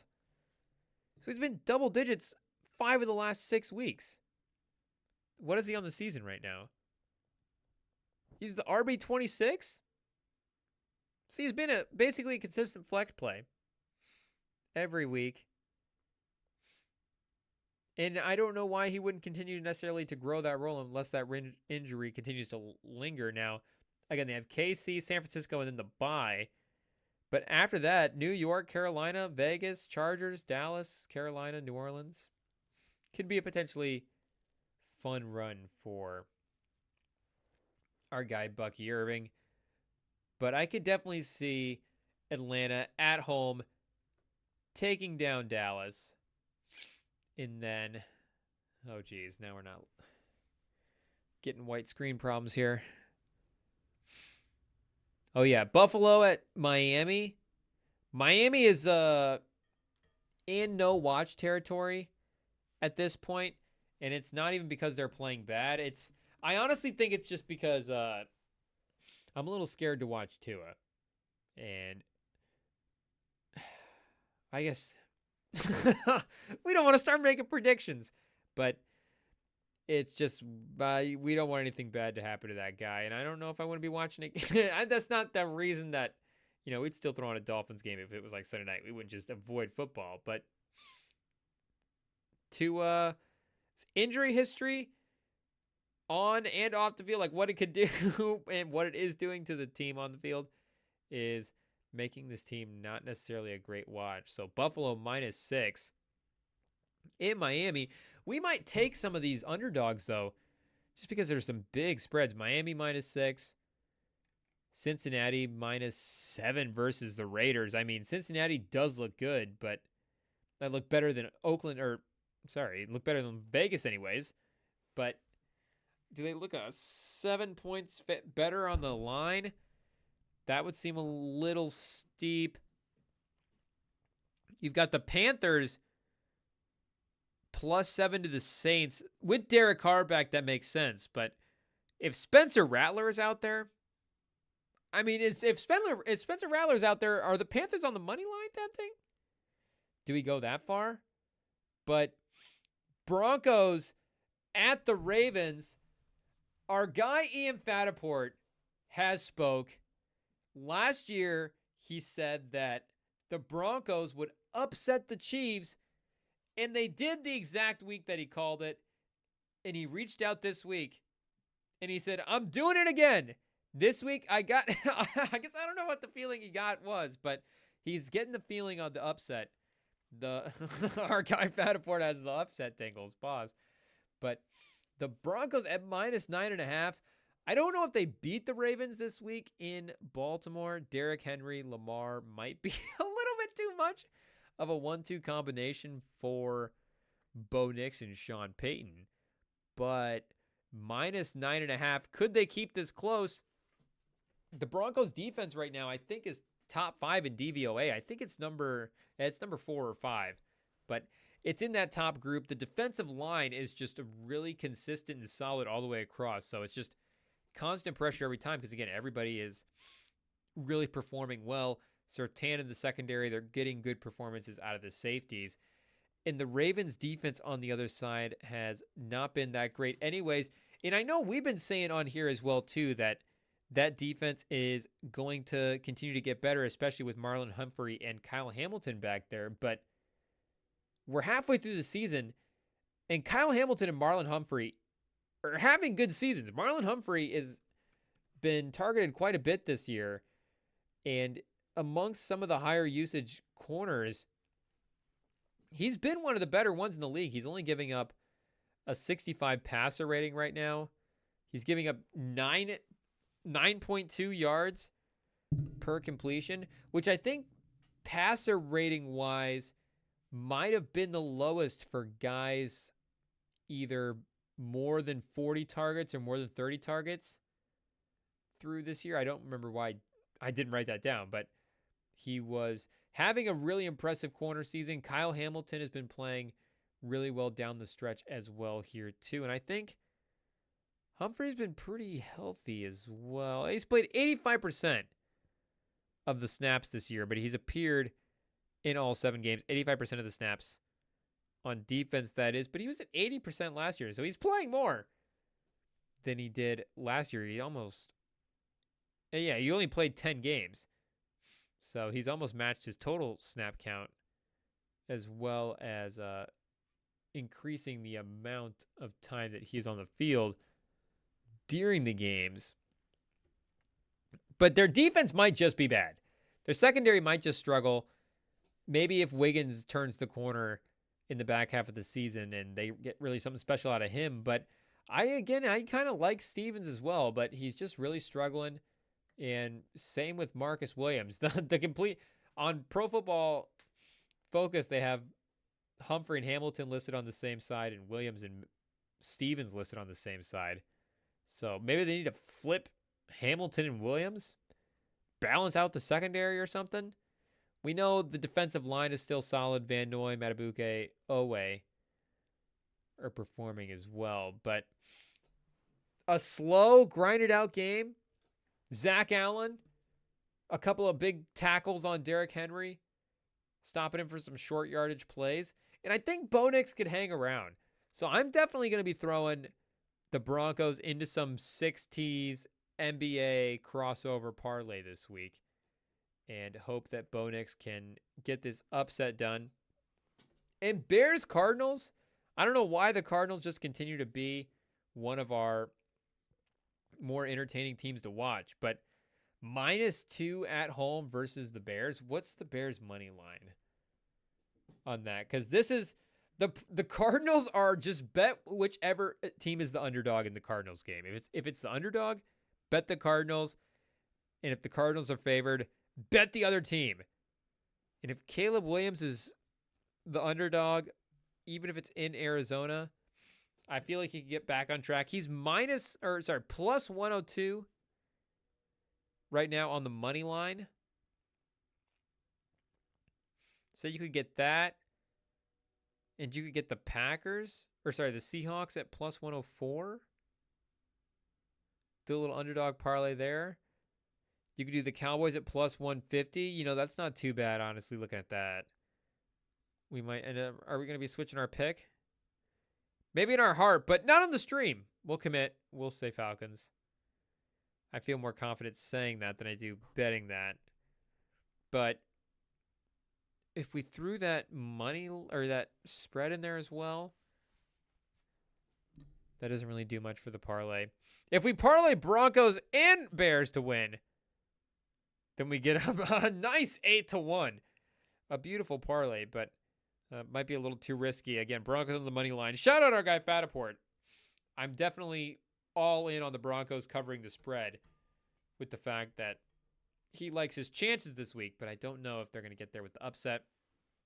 But Packers-Lions, and this is just another game for the Lions where, said it Sunday, I think the Lions are the best team in the league. Not just that, but I think the way they're playing, I would almost pick them over the Chiefs to win the Super Bowl if the Super Bowl is happening right now. And I don't know where they're going to line up in terms of teams that we've seen in recent history, just with how good they are, especially with Hutch out as well, too, which the hypothetical of him playing the full season and seeing him out there when he does, maybe if we're doing the hypothetical thing anyways, he's just we just hypothetically make Hutchinson healthy again. I don't know why in our hypothetical situation, if we're comparing this team to, some team from the 2020s, that we still have to keep Hutch hurt. But in any case, I know the Packers are 6-2. They're at home. And I guess maybe this is the big prove-it game for Goff, where on the road, outdoors as well too, the grassy conditions, they'll still have the reliance of the run game in theory, if assuming Green Bay's not able to stop that, which the defensive line for them has been good as well. Maybe they're able to contain that a little bit, but the Detroit run game has been so dominant that even if they have that, like, we know that Goff can do basically very little and still get away with potentially a win here. And I don't know if the Packers, I guess I think the Packers are good, but I think the Lions could just be a real tier above everybody in the NFC right now. And for the regular season, maybe just a tier above everybody. I think if they played the Chiefs right now, they'd beat the Chiefs, especially with the way Mahomes is playing. Brian Branch, I mean, can I bet a Mahomes interception against the Chiefs? I mean, lock that in. I would bet a Brian Branch interception with rent level amounts. But at -3 on the road, they are getting quite a bit of respect. So maybe Vegas is not totally far off from where I'm thinking. But I think this could be another dominant performance. I think the Packers offense has been pretty streaky, and the defense has been the main thing that's been keeping them in these games. And the Lions have been putting up points the last couple of weeks. They've had 40-plus points each of the last 3 weeks. And they're playing some weaker opponents, but, I mean, they're cruising right now. Yeah, I think the momentum might be too hot. I think they might. So if we go Lions, and the outdoor thing is definitely a concern. And especially when we're talking about the spread. Oh, so on ESPN right now, they're -3, but on FanDuel, they're -2.5. Getting the extra half a point is tempting. -144 on the money line. But if we think they really are going to get them, +146 at -5.5. +176 for them to win by a touchdown. +134 at 4.5. So if we do +134 with the Bears to win, you get +396 on Bears win and Lions -5.5. So almost 4-1 on those two bets. Moves those both to 2-1. It's not necessarily the worst thing in the world, but that could be a little bit higher. Can we bet a Brian Branch pick on Jordan Love?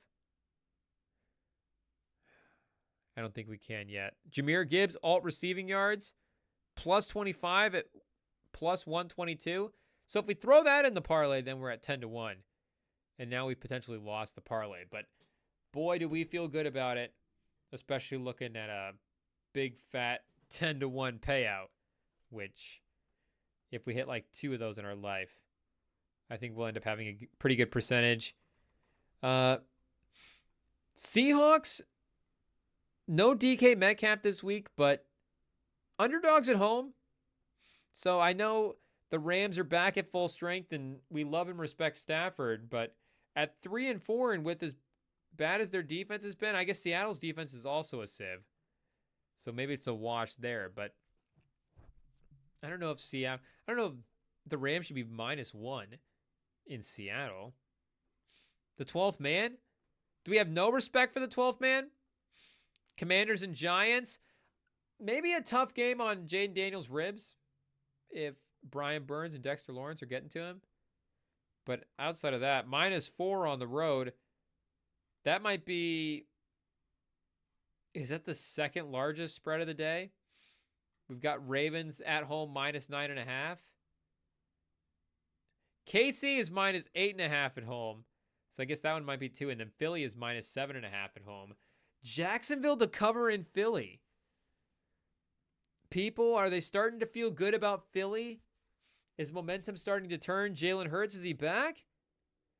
Or did they have a nice game or two? Are they going to continue to do the weird up and down season that they've been doing? Jacksonville, how bad are they actually going to be? Could they get a win and go to 3-6 here? The Eagles at 5-3. Are the Eagles going to be 6-2? And then the Lions are going to lose to the Packers and be 6-2, and the Packers are going to be 7-2. The Vikings are going to be the Colts at 6-2. Like, is everybody in the NFC going to be 6-2? The the Falcons would be 5-3, so they could be 6-3 if they win, or 5-4. So somebody's going to have to drop a game. And I think it might be the Eagles versus the Jags. Even if it's not the Eagles, the Jags at -7.5. So what if we get a little Jags Broncos cover parlay here? I guess we're probably just going to get like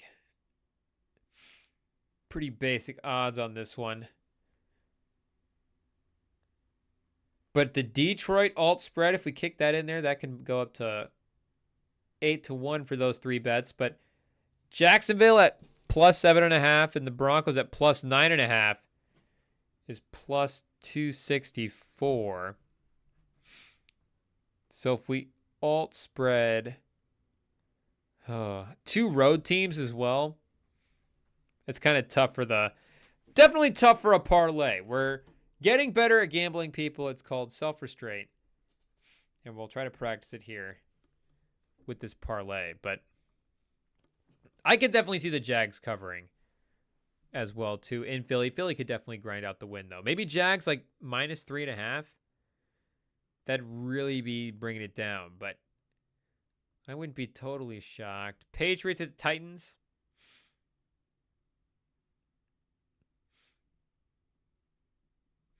And Minnesota with the hot start versus Denver, up 12 as well. Continuing the theme of the night. The theme of the night is blowouts all over the place. Pause. If if there's ever a night like this, is it just turning into a Diddy party? Is that what we call these games when everybody's just blowing each other? Okay, is that when it's time, people? Is that when it's time? I think we might be getting near the end. Shout out the History Hyenas, people. Chris DiStefano, Giannis Pappas, one of our all-time favorite pods. I remember finding that back in the day and listening to that at one of the old jobs we worked at back in this electric wire manufacturing. I'm not even really sure what we did there. I used to fall asleep half the time. It was early in the mornings. And one of the few things that got me through the shifts was the History Hyenas pod. And they're back after, we'll just say a hiatus. That's all we'll say. Maybe it was a little bit more than that. One of our bucket list goals would have been to do the reunion pod for the History Hyenas. But even better, we don't even have to wait that long. It's going to be returning. I think the first episode they dropped was on their Patreon today. So do we sign up for the Patreon or do we wait for it to be free? We'll see how long it takes them to release it. And I guess that will make our determination. But shout out to Jokic. He's hustling down the lane right now. Just stopped a fast break. Oh, he couldn't get the rebound. Aaron Gordon, help a brother out. Mike Conley in the lane to Gobert. Jokic is just doing everything. He stops the lob. He stops the transition. He gets the layup. He gets the bucket on the other end. All that just to cut it to 13. That's the kind of season it is for Jokic, people. Both these teams, though, 2-2. Denver has 24 of their 33 points in the paint. There's no shooting. Jokic is dotting guys up. Jokic is making check down passes into the lane. The Nuggets are shooting 39%. They've gotten off 10 more looks than the Timberwolves. It does not matter. They're still getting crushed. And they have fewer turnovers. And they have the same amount of assists. Like, the Nuggets are somehow beating them in every category except for makes. They are also 2 for 11 for the three-point line, on pace to be 2 for 15. Just a common thread we're seeing in sports, so I don't even think it's Anthony Richardson's fault. I think it has something to do with the election. where everybody is just putting up 215 as a stat. IT, look up 215, American politics, election. Who knows? Maybe we're uncovering the secrets of the deep state. And might not want to dig in any further. The stream's going to get cut down, not because we want it to. It's just the feds are going to take our stream down. We're not playing the Bulls game. Murray trying to shoot off the dribble. Sidestep three. It's just off the rim. It's a clanker. He looks like he just got paid.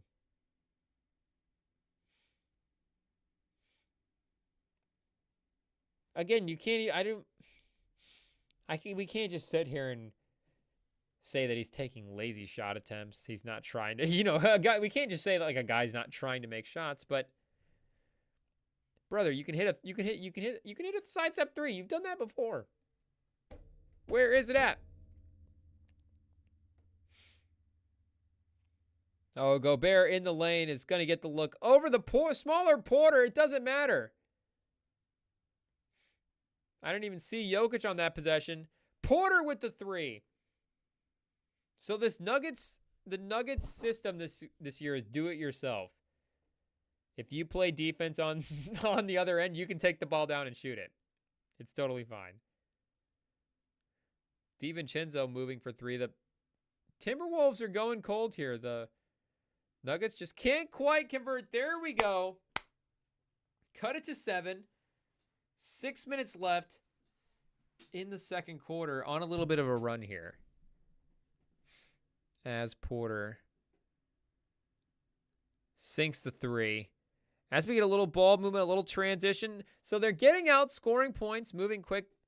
Maybe they're not having success in the half court, but firing up the quick shots does seem to be working for him. So that is it for the picks. For the albums, and we will go enjoy the rest of a Friday Night Hoops. Hope you do the same, people. Thanks for stopping by. Thanks for jumping on, chat. Follow us on this on our YouTube page here if you guys haven't already. We'll be back. I don't want to say too much, but let's just say you might be seeing the Rem and Sam pod again this weekend, sooner rather than later. So stay tuned to the YouTube, stay tuned to the Instagram at Rem and Sam Pod, the TikTok, whatever you call it, whatever the kids are on over there. I think we might have something going on at Rem and Sam Pod. We're also on Spotify and Apple as well too. So I know we might not be throwing every feed up over there. I mean, that's why you got to subscribe to the YouTube. But when me and Sam are jumping on, it will definitely be up on the Spotify, as well as, some of the main stuff that we're doing as well. So, again, thank you guys for jumping on. And we will be back again this weekend. Have a good night, guys.